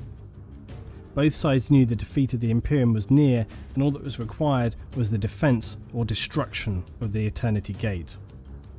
Horus, knowing this and that he must complete the siege before the arrival of the Loyalist reinforcements from the other Space Marine legions, prepared to teleport to the surface from his flagship, the Vengeful Spirit, to lead this final assault in person. The Wordbearer's first chaplain and prime traitor Erebus broke the news to Horus that their demonic allies in the Warp had informed them the Dark Angels and Space Wolf legions were now nearing Terra, and the vast force of Ultramarines were only a short distance away by now. Hearing this news, Horus despaired. All seemed lost. He needed more time to break the most secure enclave of the Imperial Palace, and the massive Imperial reinforcements were only hours away. Horus decided on a dangerous gamble. Hail Mary move. Dropping the shields of his flagship, he opened the gateway for the Loyalists to board his vessel. The Emperor would not waste this opportunity and teleported aboard the Vengeful Spirit with his elite personal guard, the Legio Custodes. The Primarch Sanguinius and Rogel Dawn, several companies of Imperial Fists and Blood Angels veteran Marines in the assault. Finding themselves though scattered now throughout the ship, they fought a series of close-quarter battles against hardened Chaos Marines to reach the bridge of the ship and Horus. Sanguinius, the Blood Angel's Primarch, reached his brother Horus first, and the Warmaster attempted to turn his previously oldest and closest friend among the other Primarchs to Chaos one last time. When Sanguinius refused to be corrupted, Horus attacked, wounded from his many battles on Terra and the battle with the greater demon, Sanguinius proved to be easily no match for Horus. He was already taxed. He was now at the peak of his demonic power, bearing multiple marks of chaos. Horus strangled to death the angel with cruel ease. An alternate version of this event recorded in the Imperial records has Sanguinius cutting a small hole in Horus's Terminator armor before he died. This chink in the armor would aid in the Emperor's battle against Horus. When the Emperor entered the bridge, he saw the winged corpse of the angelic Sanguinius lying at Horus's feet. Horus engaged the Emperor, calling him foolish for refusing the power that Chaos offered. Horus proclaimed that if the Emperor would kneel before him, he would spare his life. The Emperor knew well the ancient trap that had snared Horus, and the Emperor told the corrupted Primarch that he was the deluded slave of Chaos, not its master, for no mortal could ever truly claim to be more than a simple pawn of the ruinous powers. Damn. Snarling with frustration, Horus hurled bolts of demonic lightning at the Emperor, who nullified them before they touched him. The Emperor and Horus would engage one another in the throne room of the massive battle barge, a combat of both physical skill and psychic force in nature. The Emperor was unquestionably the most skilled and powerful warrior, but his love for his sons could not bring himself to bear his full strength against Horus, his first son. The Emperor would deflect multiple barrages with his lightning claw, but Horus was possessed, relentless, and sliced open the Emperor's chest armor. He then proceeded to sever the tendons in the right wrist, disarming the Emperor. An enraged psychic blast from the War Master seared the flesh from the Emperor's face, destroying one of his eyes, tearing the broken Emperor's right arm from his socket. Horus raised his father's broken ragdoll body high over his head to throw him down, breaking his body. The vicious and casual brutality of the War Master's act galvanized the now broken Emperor as he awoke to what awaited mankind under the rule of Horus and the Chaos Gods. Realizing at last that his favoured son was wholly lost to the corruption of Chaos, the Emperor gathered his full psychic power, bringing it through his body and into the Immaterium, unleashing a lance of pure energy that pierced the gloating Horus's psychic defences. The Emperor, in a white-hot rage, pierced his very being with psychic power. Before Horus died, the Chaos powers would abandon him, and as he looked his father in the eye, shedding a single tear, realizing his unforgivable betrayal, begging his father to forgive him. The Emperor saw regret in his fallen son's eyes, but the Emperor also knew that the Dark Gods could attempt to possess Horus again, and that this time he would not be there to stop them if they did. Forcing all compassion from his mind for the sake of humanity, the Emperor tore his soul apart, not banishing or casting it to some dark realm, but erasing it from reality, destroying Horus utterly. His essence burned from existence in both the physical world and the Immaterium, so that Chaos could not resurrect Horus, their claim on his soul a bitter blow to the Dark Gods, who would scream a terrible psychic scream in their rage and frustration. That's what I was gonna say, like, he would have to eradicate his soul, because otherwise he would either just return to the warp and become some kind of greater demon, or would, you know, feed one of the chaos demons and make them more powerful, etc. So, like, he would have no choice. It's interesting, though, like, to me, it's kind of interesting to me that the Emperor wouldn't have acted sooner before allowing Horus to, like, injure him so much. Like, because he's made cold, calculated decisions in the past, you know, with eradicating the Thunder Legion, doing what he did to the Word Bearers, and other, you know, such decisions. I guess it's just, his love for his son stayed his hand, hoping that he could somehow, you know, purge the corruption, get him to see reason. But I would think, and maybe this is just my personal, you know, perspective, but if I were in the shoes of the Emperor, I would come to the, I feel like I would come to the realization that there's no saving him sooner. And if I fall here, humanity humanity's fate is like I would know going into that fight that if I die, humanity's fate is sealed and we're going to be subjugated to chaos for eternity. You know, like there really isn't going to be much of a hope. It's going to be just a total, utter falling of our species into darkness. And maybe at some point in the future there could be another being that could rise up, or maybe I could be reincarnated, you know, assuming my soul doesn't, you know, fall into the warp and become corrupted or taken, you know, by one of the chaos gods. But I feel like he would have the perspective of going into the fight realizing that it's like, this is it, you know, I have to survive this, I have to end this, otherwise humanity is going to fall into darkness for eternity. And I just feel like he would come to the realization that his son would, you know, the corruption is set and there would be no turning him back sooner, and the inevitable outcome would be that he would have to eradicate him, you know, before being so mortally wounded. That's just, I mean, and that's just my opinion. I haven't actually, you know, read through the actual stories yet. You know, I've got book 1 here. I'm getting ready to start that. So, but I just, again, maybe that's just my personal, you know, perspective on how I would deal with these situations if I were the Emperor. But I feel like that would be the case. I feel like, you know, I just feel like you know, but obviously that's how the story played out. His love for his son, you know, stayed his hand and kept him from, you know, killing him sooner before he became, you know, mortally wounded. The destruction of Horus's soul sent a psychic shockwave surging across the solar system, casting the demons of chaos back into the warp and spreading a mass panic among the traitor legions and other traitor forces on the surface of Terra, who felt in fractions of seconds the weakening power and loss of the chaos mark upon them. It became clear to the traitors their leader had been defeated. In this moment, a terrible berserker fury, later to become known as the Black Rage, encompassed the Blood Angels. From the moment of their Primarch Sanguinius' death, they went out surging forth to scatter the attackers, slashing in all directions, howling vengeance upon them. The already retreating traitor legions ran for their lives, screaming in terror from the frenzied Blood Angels. A screaming retreat soon turned to an apocalyptic bloodbath.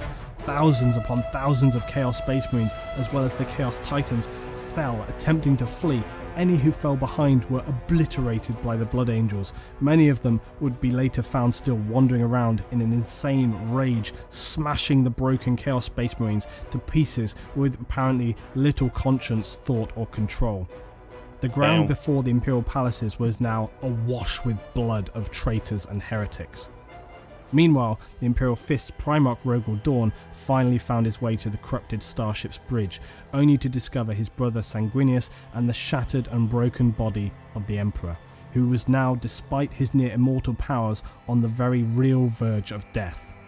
His remaining psychic energy spent in the defense of the Golden Throne and subsequent battle with Horus. The Emperor whispered instructions to Dawn, ordering him to transport him to the device known as the Golden Throne in the inner sanctum of the Imperial Palace. If there was any chance to save the Emperor's life, Dawn would of course do so, without question.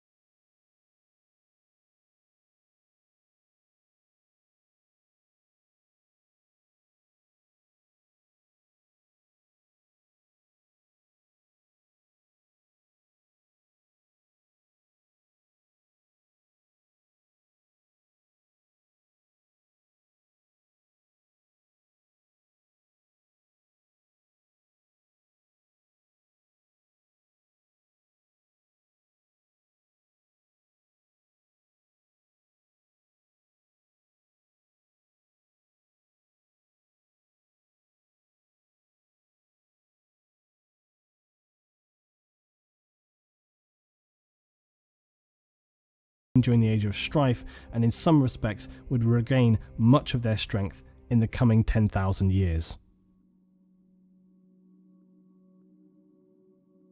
Great Scouring and Reformation. Hold on. Now, before we get into this, I don't know if this is true. I don't know if it's just rumors. I'm pretty sure it's just rumors.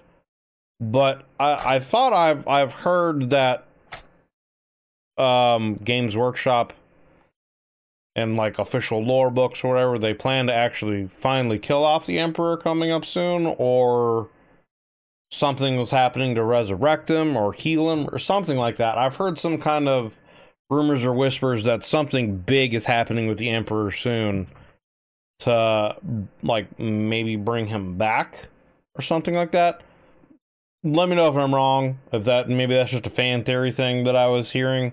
But it would be interesting to see the Emperor back and in top form in present time and how that's going to affect things, you know, because obviously he would have to break the current religion that's going on, worshiping him as a god, or maybe he would have to embrace it for a time, you know, in order to keep humanity united to fight off some of, you know, the issues going on with the other races, you know, with the Tyranids, the Necrons, the Eldars, and the Orcs out there.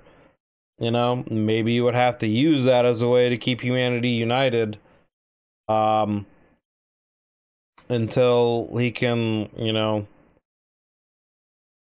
regain, you know, more influence, you know, in the universe. I don't know.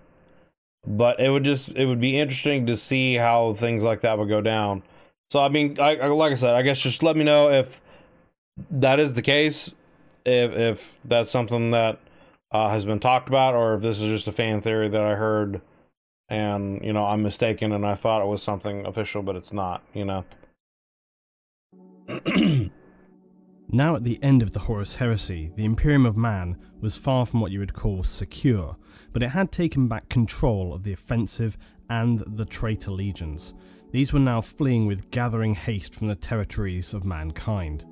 The primary source of strength for the Imperium now lay with the Ultramarines Legion. Yep. They were in a relatively unique position of having unintentionally suffered very little damage from the heresy, being ordered to a posting far from the activities of Horus and his traitor fleet. Arriving too late to have any real impact on the final battles of Terror, Robert Guilliman found to his horror and frustration that the Emperor had already been wounded beyond repair, and uncountable swathes of Marines killed in defense of the Imperial palaces. The Loyalist legions had suffered immense casualties, be it on Isfahan, Terror, or any of the myriad engagements between, and that is to speak nothing of the appalling losses suffered by the millions of Imperial Guard and Mechanicum, in addition to the many worlds that were totally lost or also destroyed at this point. One saving grace for the Imperium was that the Ultramarines had been excluded from the campaign due to their significantly larger size than most other legions. Yeah, I was going to say the Ultramarines at that time were like the largest legion out there. They have the largest force, I thought. So them getting back to the Imperium, you know, at the time they did, would be a huge boon. Horus feared the Ultramarines especially, as they were some of the most tactically able, the most uncorruptible, and most importantly, their overwhelming weight of numbers. Right. Many legions in the time of the Crusade recruited from the territories that they marshalled. The Ultramarines, through sheer fortune, had gathered a force of somewhere in the region of 250,000 Space Marines, compared to a more average 100,000 of the other strongest legions in this period. Although size could vary from anything like 50 to 150,000, the size of a legion was determined often by external factors, and there were no strict rules about its limitations. It was more a case of the number of incoming new recruits, the inevitable battle losses, the availability of potential recruits, and the administrative skills of the Primarch and his officers. Guilliman was a great organiser and always pragmatic in his approach. Also, by coincidence, the system in which the Ultramarines were situated happened to have an especially plentiful supply of suitable new recruits, who were excellent stock for genetic adaptation into Astartes. The size of the Ultramarines was particularly important at this time, as the traitor legions had themselves suffered massive losses and were now without their primary leader, Horus. Disorganized, fearful, and in some cases overcome with guilt and regret. This disorganization enabled Guilliman to capitalize on the situation, spreading his Ultramarine force far and wide across the Imperium, enabling the other loyalist legions to consolidate their forces and in some cases restock from any new recruits who were already in the program of conversion to full Astartes. They were speeded through their training. The traitors, on the other hand, had little opportunity for this, as the Ultramarines would block any attempt they would make to try and secure supplies or new recruits for their damaged legions. Not to mention being continually harassed and assaulted by the Blackguard Death Watch, fighting now with renewed vigour. Some sought supreme vengeance, for as they saw it, the destruction of their once proud legions, and moreover the beloved Emperor himself.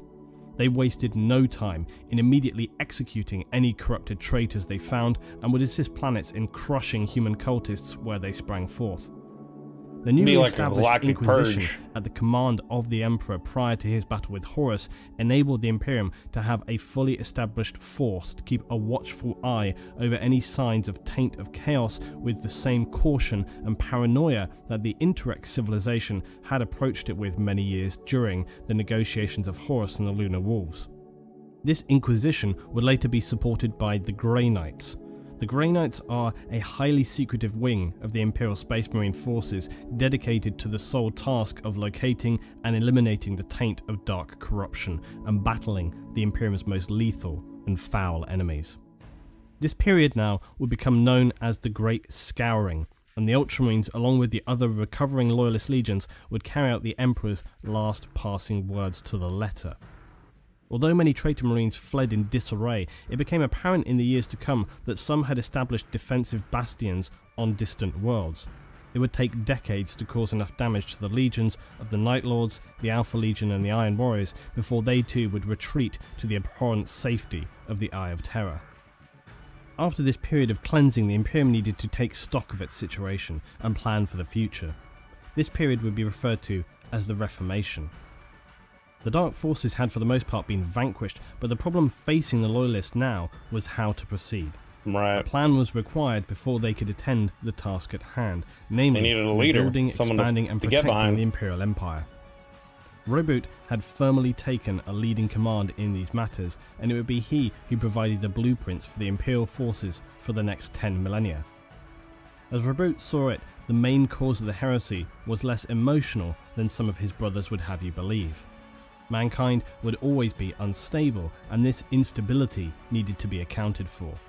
Therefore, placing a legion of Space Marines in the hands of one man, no matter how godlike that man was, could inevitably lead to problems. The War Master had been able to command many legions, each comprising hundreds of thousands of superhuman warriors. Guilliman saw that this was a dangerous position to allow anyone other than the Emperor himself to hold, knowing the truth now that Primarchs were just as susceptible to persuasion as a mortal human. It would be irresponsible to allow the existing structure of the Astartes legions to continue. Guilliman would now separate the establishments of the Imperial military, creating and encouraging rivalries between them. In so doing, he hoped this would mean that they were less likely to be persuaded by one another should heresy occur again, and make it far more difficult for any one section to mobilize and carry out a significant campaign before it could be crushed. Prior to the end of the heresy, creating a checks and balance, situation between the various legions and the hierarchy. And I mean, yeah, because you look at the command structure of the war beforehand, it was basically the Emperor who had total control over everything, and then he just gave that over to Horus so he could go back and, work on the projects that he was trying to work on at home to help secure the safety. And obviously, Horus becoming corrupted as the War Master and leader, and the one who is taking over the Emperor's will in the mission to, unite humanity and spread out through the galaxy. That obviously was the one mistake, was having that one person in charge. So It's smart. It's smart splitting up the command structure and making sure that no one person has that kind of ultimate power, which, again, you know, could be seen as a lack of judgment and a lack of foresight by the Emperor himself. You know, not having the foresight to think that that could happen, and I guess maybe having too much love and trust in the Primarchs and their loyalty. The Imperium had been overseen by the Council of Terror. These individuals managed the day-to-day running of the Imperium, but had been resented by the Primarchs for being mere mortals, as they were refused from partaking in these activities themselves.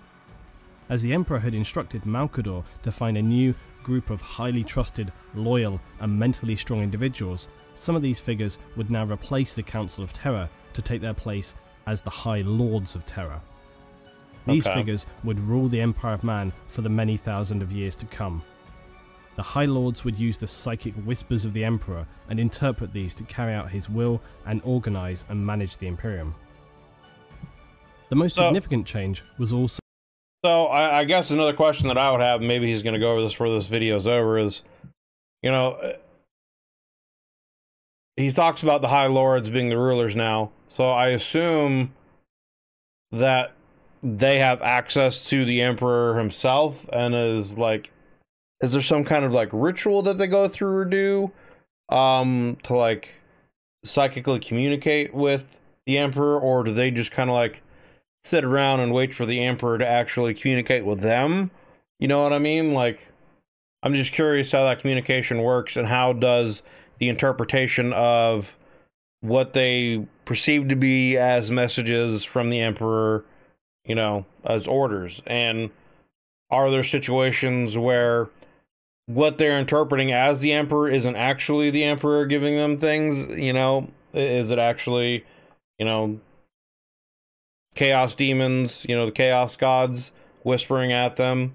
Because I would assume they would be susceptible to that. You know, anytime they're getting into psychic stuff, they're going to be susceptible to attack. So, you know, I would assume there has been instances where they believe that the Emperor is giving them commands or instructions to do things, and it's actually not the Emperor at all. So I guess let me know about that too. But I'd be curious to know, like, how does that work? How do those, you know, is there some kind of ritual where they tap into some kind of, like, you know, psychic space where they communicate with the Emperor, or do they just wait for the Emperor to actually communicate with them? Organize and manage the Imperium. And like, is it just, you know, the lords, or do they have specific, is there like a specific class of like psyker or individuals that have access to doing this, that, you know, that's like their sole job is interpreting the will of the Emperor and his psychic messages, you know, stuff like that? The most significant change was also the most obvious. The Space Marine legions had clearly caused the majority of the damage, and it was their immense size that was the root of the problem.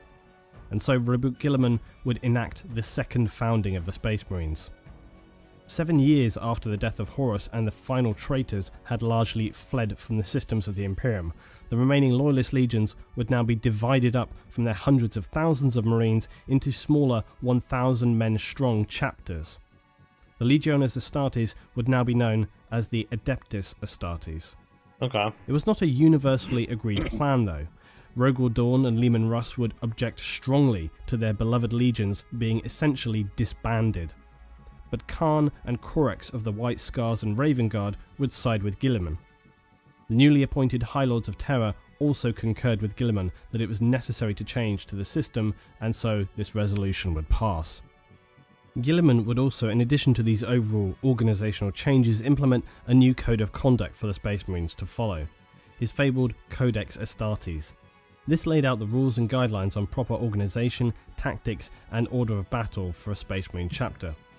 It also laid down strict rules to avoid the dangerous orders that came to pass during the Heresy, such as the Divinian Lodge practice, which Horus enabled and subsequently would lay the seeds of betrayal within the legions. Needless to say, this is strictly illegal within the modern Astartes chapters.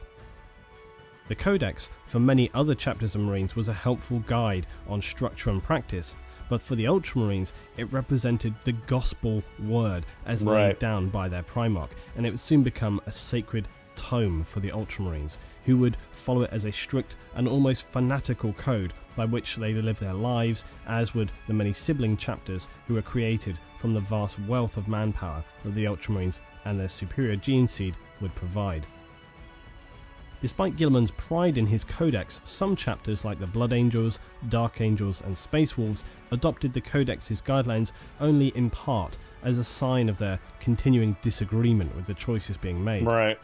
And additionally, perhaps the fact that Guilliman was allowed to dictate...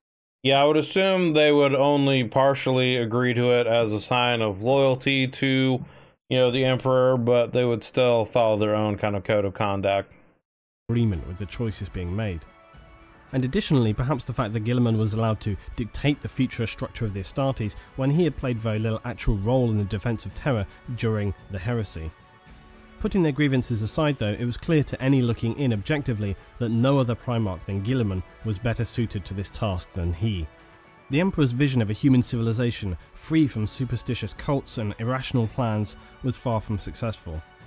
For all the amazing achievements of the Emperor, he would be ultimately defeated not by a supremely powerful alien race or a godlike demon from the warp. Instead, he was defeated by the simple fact that mankind was fundamentally flawed. Yeah. And how tragic that despite the Emperor having learned so much from his thousands of years observing humanity, this was not enough to prevent it retracing its fatal errors time and time again. The age of the Imperium is now one of bureaucracy, of tyrants and unreason, an era of slow growth and repression. Humanity has frustratingly regressed back into religious beliefs while the Emperor sits immobile, unable to guide and enact his true will. And think about that too, how tragic that is for the Emperor too, to still be alive, trapped and entombed in what was supposed to be one of the greatest creations for humanity, him tapping into the webway and allowing humanity to travel without the, encumbrance of the warp and potentially other things. And now he's entombed in this place,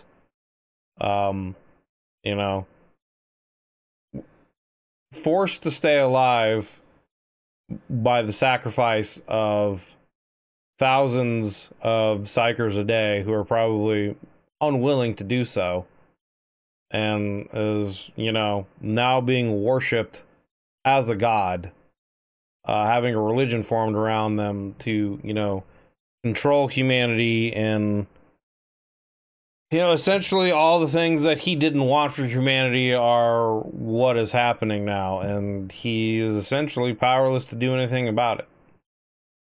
But again, I feel like at some point in time, if what I said earlier isn't true, that there are, the rumors that I had heard that they're bringing the Emperor back or thinking about bringing the Emperor back, I feel like that's got to be at some point in time one of the next big events that's got to happen in the universe would be the return of the Emperor and him trying to set things right, at least right in his mind. And that would probably lead to another type of civil war, and potentially a lot of these people, who are currently in power, trying to keep power and probably being corrupted and turning to chaos and, things like that. So I don't know. I mean, maybe, he would learn, if were he to come back in some way, either somehow they figure out a way to heal his body and he's able to, come back, or if, he finally dies and is resurrected or something like that, comes into a new form,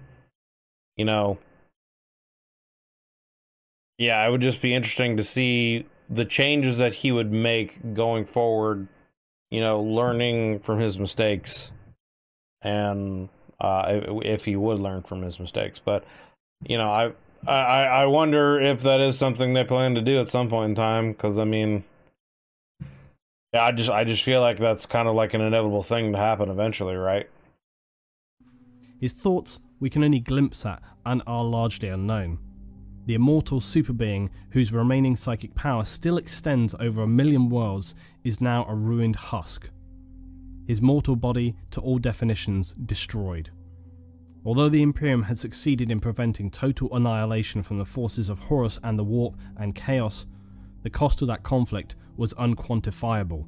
The ultimate loss was not that of life or territory, but the failure to establish the secular and stable empire the Emperor had hoped to create.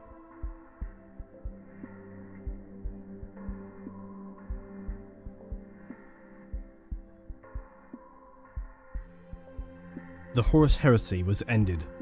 Primarch Guilliman and the Ultramarines had secured the territories of the Imperium of Man, and the remaining Imperial forces had consolidated and restructured for the future and the security of the Empire.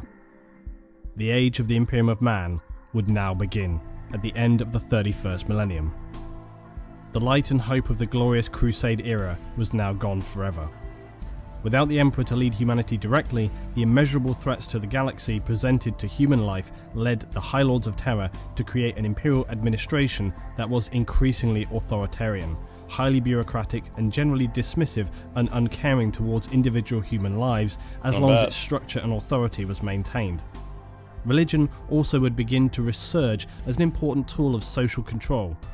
The Emperor's preferred original rationalist truth was sidelined by the growing imperial cult, believing, as once the Wordbearers Legion had, that the Emperor was a divine being and the saviour of mankind. Only the latter would be an accurate statement. For many people, this point in time would be the end of our story. But there's more. Despite things seeming more stable now, this would not last. An extreme and horrific attack would now come barely 500 years after the inception of the High Lords of Terror by the Officio Assassinorum. This was the highly secretive and lethal Assassins wing of the Imperial forces. On the orders of the Grand Master of Assassins, the High Lords were slain to a single man. The Retribution Force of Space Marines was dispatched to the Assassin's Temple, and despite suffering near total casualties, they were able to complete their objective and kill the Grand Master of the Assassin's Order.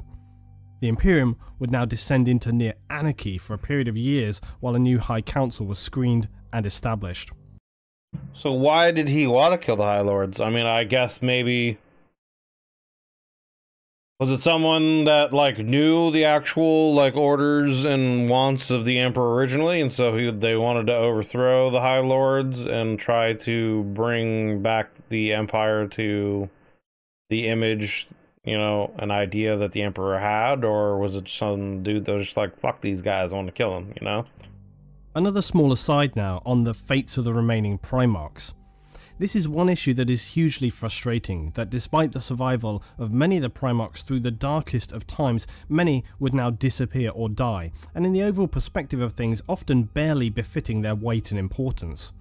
This is one bone of contention I have with the lore, as to me it seems these unique characters were essentially just written out of history as a matter of convenience. It's very frustrating. To satisfy your curiosity though, Rogel Dawn of the Imperial Fists would die in the last 31st millennium fighting to defend against the First Black Crusade. These were crusades launched from the Eye of Terror by the traitor legions into the Imperium. Roboute Guilliman would be fatally wounded during the Battle of Thessala in 121 Millennium 31, when he encountered one of the traitor Primarchs Fulgrim of the Emperor's Children, who had risen to become a demon prince of Slaanesh. Fulgrim cut Guilliman's neck with a poisonous sword that some say resembled an anatheme sword, which was used to wound Horus on the moon of Davin at the inception of the Horus Heresy. Vulcan of the Salamanders disappeared. He was seemingly disillusioned and broken after his legion's devastating losses during the Heresy. He vowed to return in the end times. However, he would appear some 1500 years later, where he would defend the Imperial world Caldera against an Orc invasion. He would then return to Holy Terror and berate the High Lords of Terror for their petty squabblings.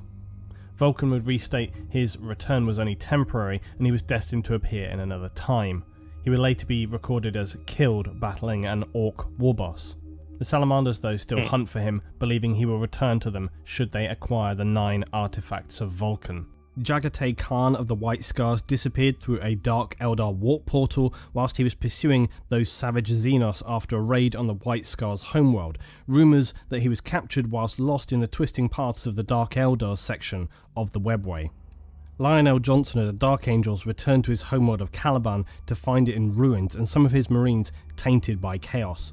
Whilst battling them, the Dark Chaos gods unleashed a massive warp storm upon the planet, consuming the majority of structures save the Dark Angel's own fortress. But when the storms abated, the Lion was nowhere to be found. The Dark Angels hold amongst their number many rumours about where he is and how he will one day return to them. Korax of the Raven Guard wanted to repopulate his legion after the Isfahan 5 massacre. He sought to accelerate the growth of his legion by obtaining a sample of the pure Primarch DNA from Terra that the Emperor had used to create his sons. The Emperor psychically implanted the memory of the ancient laboratory in his mind to allow Korax to carry out this mission, and the needed genetic material was obtained. Now though, infiltrators within the Raven Guard from the chaos-tainted Alpha Legion used a demonic essence to corrupt this pure Primarch DNA sample, causing many newly created Raven Guard to become distorted, abhorrent mutants. Korax would become so ashamed, guilt-stricken and disillusioned with himself that he isolated himself away for a whole year, begging the Emperor's spirit for forgiveness, before he would ultimately fly alone straight into the Eye of Terror to wreak revenge on the traitors. Leman Russ of the Space Wolves is one of the Primarchs whose disappearance appears to be voluntary. The Space Wolves hold a legend that says Russ went on a quest to find a means to cure the Emperor with the fruit from the mystical Tree of Life. But the truth is likely to be far more complex. Others have said that Russ travelled into the Eye of Terror to lead his lost 13th Company against Magnus the Red and the Thousand Sons Traitor Legion. Still, other legends hold that Russ was dying and that he shall return to when the Imperium most needs him, the period called the Wolf Time, to lead the Wolves of Fenris once more. With the Primarchs gone, the Chapter Masters would take command and the High Lords of Terror would truly become now the rulers of the Imperium. Thankfully though, this poor and horrific start to the Imperium would now be replaced by 3 millennia of strength and stability from the period of M32 to M35. The Imperium was able to re-establish roots with most of its major colonies, as well as securing and bringing into the Imperium many new colonies not reached during the Crusades, who proved to be immeasurably valuable. As an added bonus, Imperial forces were able to secure an incredibly rare and well-preserved STC from the Dark Age of technology, which further boosted the development of new technology. This also served to demonstrate to the Mechanicum of Mars that the Imperium was still a worthwhile ally and deserving of their continued partnership without even the Emperor. Despite the carnage and appalling threats occurring in the universe, a great many worlds within the Imperium see none of this in their lifetime, and some worlds have the good fortune to actually live in relative peace. In fact, many Imperial systems actually have very little interaction with the structure or forces of the Imperium. Interesting. To many citizens, the prospect of actually seeing a fabled space marine of the Imperium, these semi-godlike figures, is a lifelong dream, and one that very few people actually get to experience. The Space Marines are not posted to all planets, there are simply just too few of them now for this to be feasible. Instead, they maintain a presence on the most threatened or precarious of systems, defending the Imperium against the worst Xenos concentrations or assisting the Inquisition to seek out and destroy any signs of corruption. They also continue the search for the STCs, the holy grails of the Imperium, relics of immeasurable value.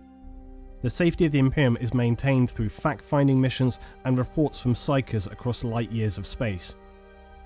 The Adeptus Administratum maintain a highest level of information possible so that all Imperial forces can focus their diminished resources on the most likely locations at risk. Frustratingly though, and almost unbelievably, the Imperium would now sanction religion, as many Imperial cults had risen, dedicating to the worship of the Emperor as the god of mankind. Yeah, I feel like, you know, that's there's two sides to that story, you know. I mean, the Emperor, obviously, they don't want it to be public knowledge that the Emperor has been injured and is essentially dying. But they need a way to help kind of unite and control the masses. And religion has always, you know, throughout human history, been a tool to do that.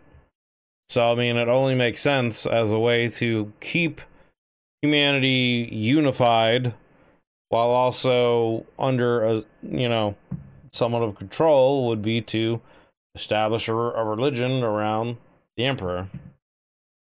The majority of these would become unified into a centralized religious body known as the ecclesiarchy. This powerful church gained momentum until the 32nd millennium, where it became the official state religion of the Imperium and the title of Adeptus Ministorum. Centuries later, Ecclesiarch Venerus II receives a seat amongst the High Lords of Terror, and after 300 standard years, the seat reserved for the Ecclesiarch is made a permanent addition to the ranks of the High Lords of Terror. Given that the Lords are meant to infer the Emperor's psychic whispers and wishes, these actions make you question how little they are actually able to communicate with the Emperor, or perhaps how much they choose to ignore, given the fact that the Emperor flew into a near rage when he discovered the actions of the word-bearers during the Great Crusade. So that kind of answers my question, like, you know, how much do they actually really talk to the Emperor, and, you know, do they actually get orders from the Emperor or not? And that also brings up, you know, the idea that they potentially ignore the Emperor. I mean, or are they getting messages and they don't think it's necessarily Emperor? You know, or are they misinterpreting things? Or are they getting messages, again, that are not actually from the Emperor? They're from, you know, some other kind of chaos entity that's trying to keep them from going down a specific path, or forcing them to go down a specific path, you know?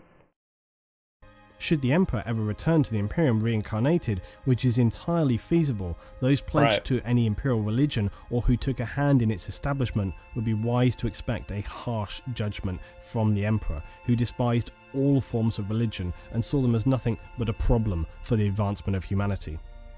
Right, I mean, another civil war would happen. There would be another, like, holy crusade to essentially a holy crusade against religion. It would be a crusade to purge religion and to reestablish the, you know, era of enlightenment and technology. The Imperium of Man would stand until its current date of the 41st millennium, and despite its often counterproductive bureaucracy, it continues to function and maintain a strong fighting force within the galaxy. Member worlds generally govern themselves as long as they recognise the authority of the Emperor and his appropriate civil servants and support the state religion, the Imperial cult, which places the Emperor as the divine being, the true god of mankind. Every world of the Imperium pays also the imperial taxes levied on them, but not in monetary form. They pay in men and materials, known as the Imperial Tithe. The Imperial Tithe supports the overall economy of the Imperium by redistributing resources where needed, supporting one region by drawing resources from more peaceful sectors. The Imperium promotes the development of a neo-feudal political system, which the High Lords of Terror and the Inquisition have decided to be the most stable form of human government. This essentially means that a ruling class or powerful family oversee the needs of the planet. This intense need for political stability and the growing military demands upon the imperial system have created a repressive state, and the belief in the divine emperor has only reduced scientific progress to a minimum. Ancient technology from the Unification Wars and Crusades, or even the Dark Age of technology, are merely maintained and are rarely pushed forward. This stagnation has led to many to describe this period leading on from the dawn of the 40th millennium as the time of ending for mankind. It must be said, though, that with the admittedly often repressive and regularly harsh regime of the Imperium, the protection it provides, mankind as a whole would have been consumed by the seemingly endless dangers that threaten it. Without the Emperor, there would be no Imperium of Man, and without the Imperium and mankind's faith in the Emperor, the human race would have surely become extinct long ago.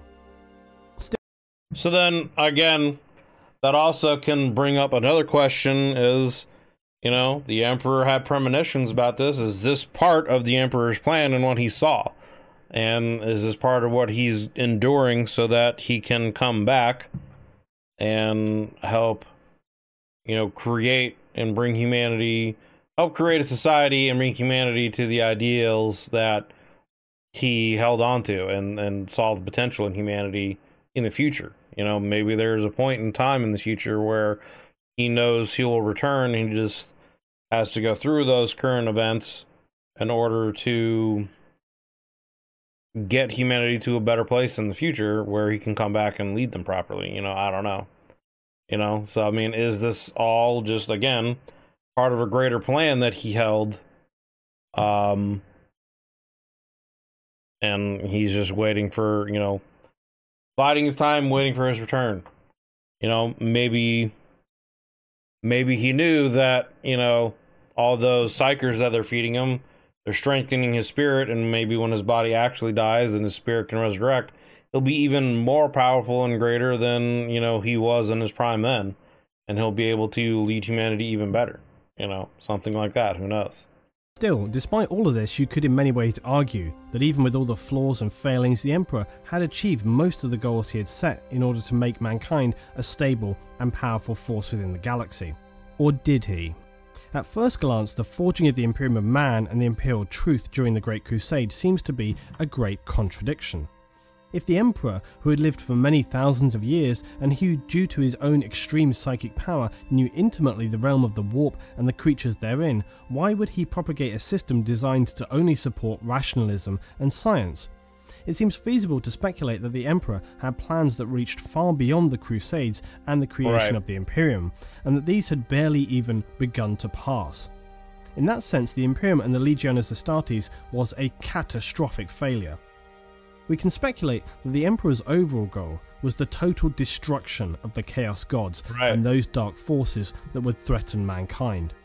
And that's why they did so much to influence, you know, things that happen. The taking and scattering of the Primarchs, the, you know, corruption of the Primarch DNA so that the Raven Guard, you know, Primarch couldn't, you know, create pure, you know, Astartes again, you know, or potentially other Primarchs, etc., you know. Not to mention, obviously, you know, corrupting Horus and getting the other, you know, half of the legions of, you know, the Astartes to turn. Destruction of the Chaos Gods and those dark forces that would threaten mankind. The Emperor had fair reason to turn humanity to a secular society, having witnessed many times over the will of men transforming a faith based on the tenets of loving your fellow man and respect for one another into bloody creeds of appalling violence, repression, murder, and wholesale genocide. These actions, as with the Eldar, would actually strengthen the Chaos Gods. So the Emperor perceived that religion and faith was something that had no benefit in his current aspirations. In a sense, he was correct when you look at the facts on paper, and also when you consider the Wordbearers Legion and how it would take them significantly longer than any other Astartes Legion when converting the worlds they found to the divine cult of the Emperor. The Emperor had decided that during the Age of Strife, it was time for him to come to the fore and take control of the situation. He feared that unless all of mankind was united, it would eventually be consumed by the nightmares facing the galaxy, including Chaos and other Xenos races. By enforcing the Imperial Truth on every colony of humanity in the galaxy, the Emperor had hoped to forge a belief in rational thinking and science so strong that the warp creatures of chaos who lived off the dark energy and negative emotions of humanity would become permanently weakened to the point that they might even dissolve from the warp. Well, and I mean, you can also argue that, you know, science could be considered its own religion, you know. And that whole idea of scientific progress and scientific enlightenment, you know, the doctrine that he talks about, you know, that could even be looked as a form of religion within itself. Permanently weakened to the point that they might even dissolve from the warp. The only problem with this plan would be that the dark forces were far from weak when the Emperor brought his plan to its inception. I think that if the awakening of Slaanesh didn't happen, his plan probably would have gone a lot better and a lot differently. But because of the Age of Strife and what happened with all that, and again, that also, like, I had asked this question in the previous video of, you know, what kept the Emperor, I guess, again, it could just be, you know, he had a plan, he had premonitions of the future, and he saw these various things, so maybe this is his overall grand plan. But what kept the Emperor from stepping up into the forefront when humanity was at its peak of technology? You know, because, I mean, if we were at a point when our technology was so great that the Eldar and the Orcs and the other alien races wanted nothing to do with us, going to the point of, you know, creating alliances and non-aggression pacts. The Tyranids weren't around. The Necrons were asleep. The Tau weren't around at that time. Basically, humanity was at its peak. Why not step forward then and help, you know, push humanity even further? Create the webway and all that stuff that you wanted to do then.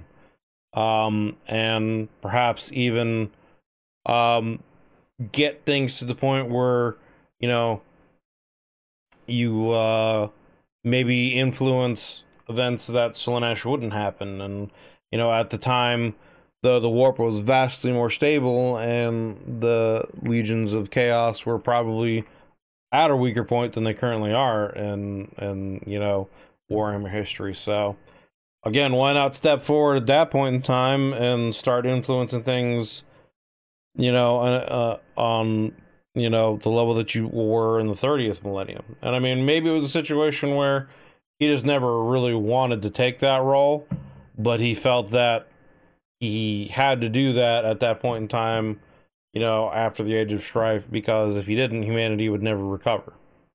And maybe that's the only reason why he did that.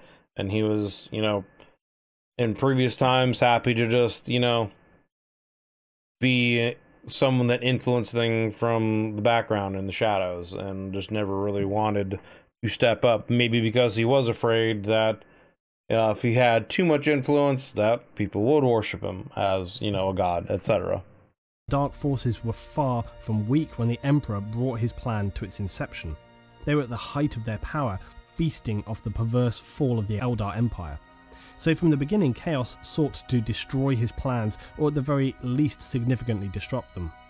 Ultimately, as it would play out, they would be successful to this end. When looking at this period as a whole, it would be a fair conclusion to say that the Emperor deeply underestimated humanity's basic need for at least a proportion of society to believe in something larger than itself, beyond the sterile confines of science and technology. In many ways, the grim comedy of the whole affair is that the Emperor rigidly maintained that he should never be worshipped as a divine being, but as just a man, albeit an unbelievably powerful man. His questionable judgment in laying the foundations of the Imperium and later the Crusades proved his own proclamations that he was indeed just a man, capable of miscalculations as any mortal human.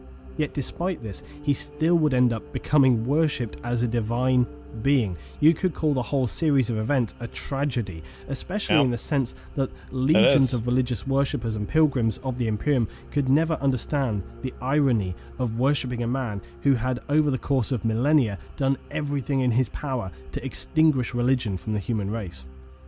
To rub salt into the wound, though, it is especially contentious that the binding factor in holding the Imperium together after the heresy was in part, of course, the Ultramarines, but also, significantly, religious faith in the Emperor himself. Added to this, though, humanity's religious faith in the godlike Emperor would actually empower his psychic form in the warp and enable him to combat chaos on their own plane, as well as continuing to guide and protect humanity in the material world through the Astronomicon and his ever-guiding light. Which all seems ultimately ironic that for all of the Emperor's efforts to destroy organised religion, it would ultimately become his saving grace.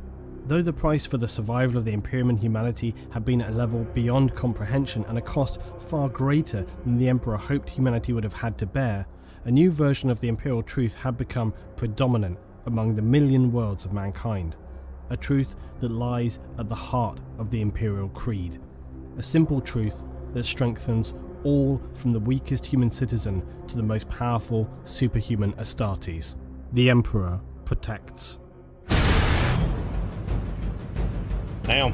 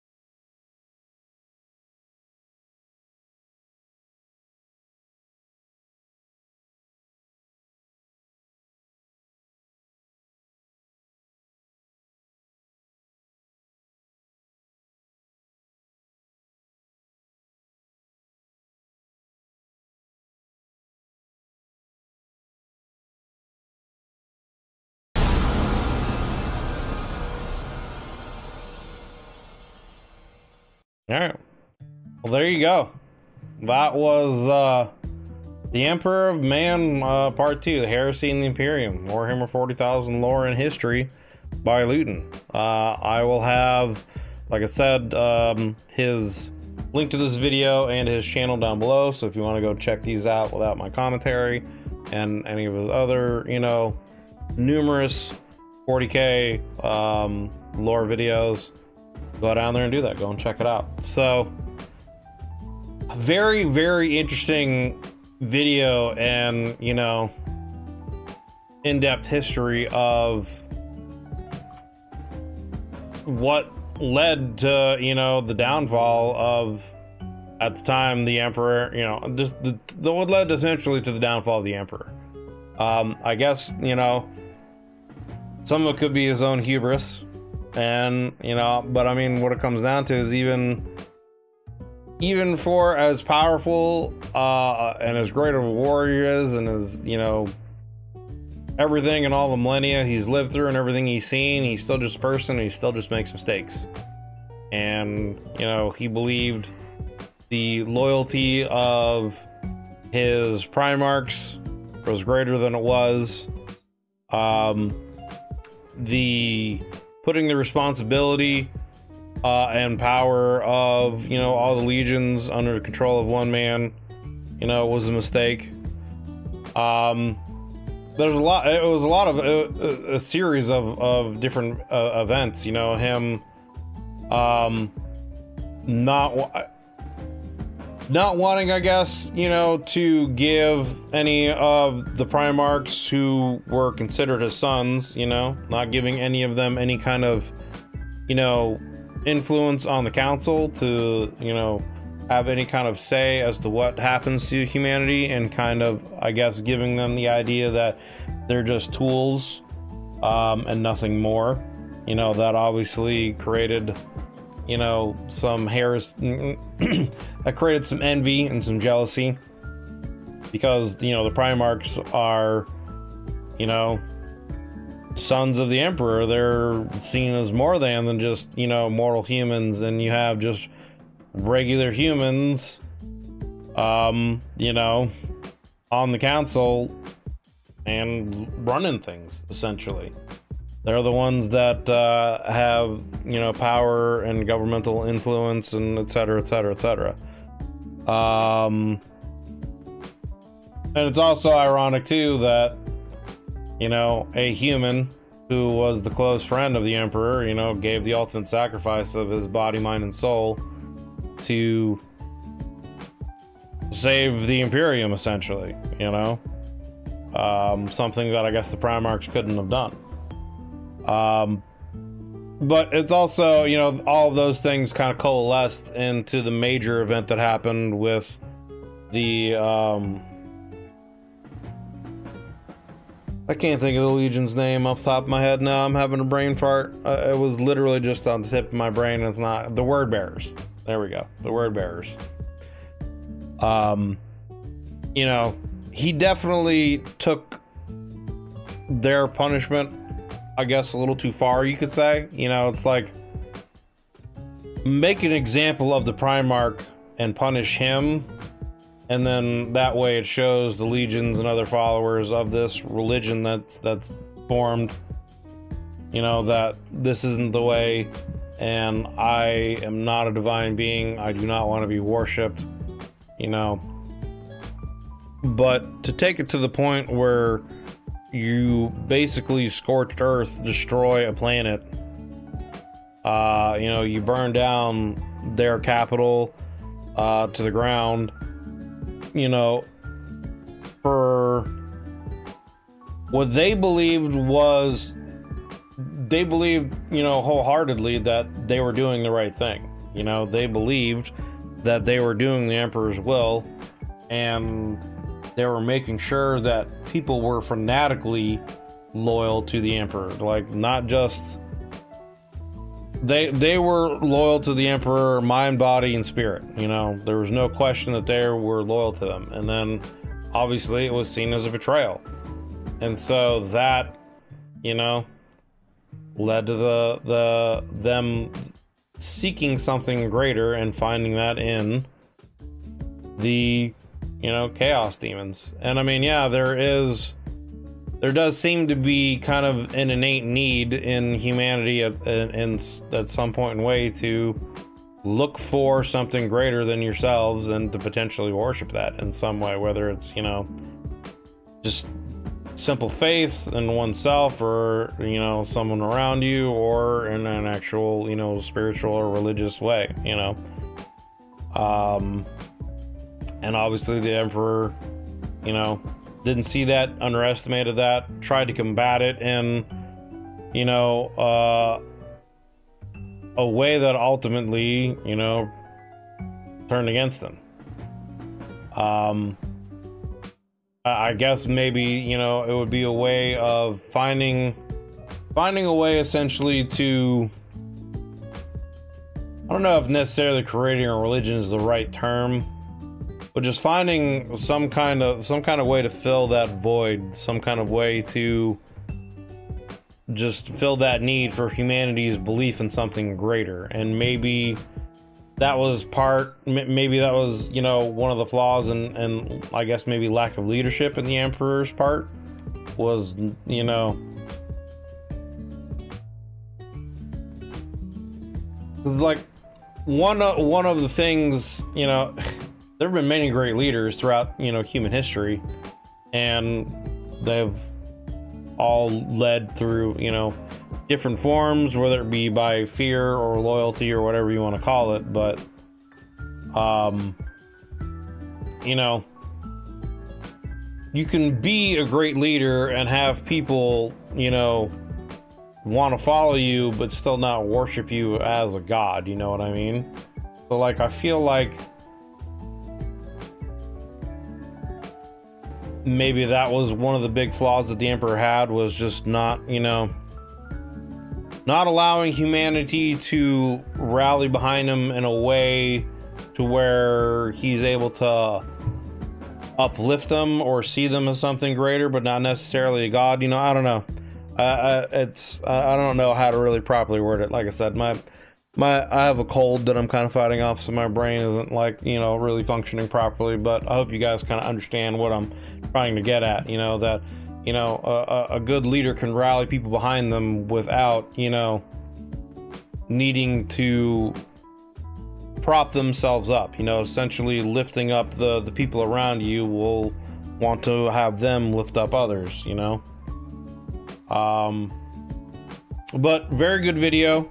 I'm excited to get into more. I mean, this was part 2. I think this is a series of videos that he did that are going to get into more in-depth stuff. So we're definitely going to check out some more of his stuff. I've had requests for some other videos. So we're probably going to be jumping around different content creators, stuff with Warhammer. I'm also going to get into, you know, lore of some other things, you know, Dark Souls, Elden Ring, Bloodborne. I'm gonna start doing some reactions to other lore videos for those things. I think I have the automatic background removal on, so it's probably, yeah, it's cutting this out here. But I've got, you know, the first book in the Horus Rising series here, the Horus Heresy series. So I'm gonna start reading through that and doing some videos going over my thoughts on that. So look for that on the channel. Like I said, if you guys can take a minute and go check out the memberships, since we got partnered, and just look at the tiers, look at what's offered there, and just give me some feedback. I'm just looking for some feedback on things that you'd like to see potentially added to those various tiers, so that you know, those of you out there that do decide to support me on a monetary level are getting your money's worth. So yeah. Appreciate you guys. If you're watching this video all the way to the very end, thank you very much. It is another very long video. You know, his videos are pretty long, and me, you know, stopping and asking questions and talking and speculating obviously adds that much more time to it.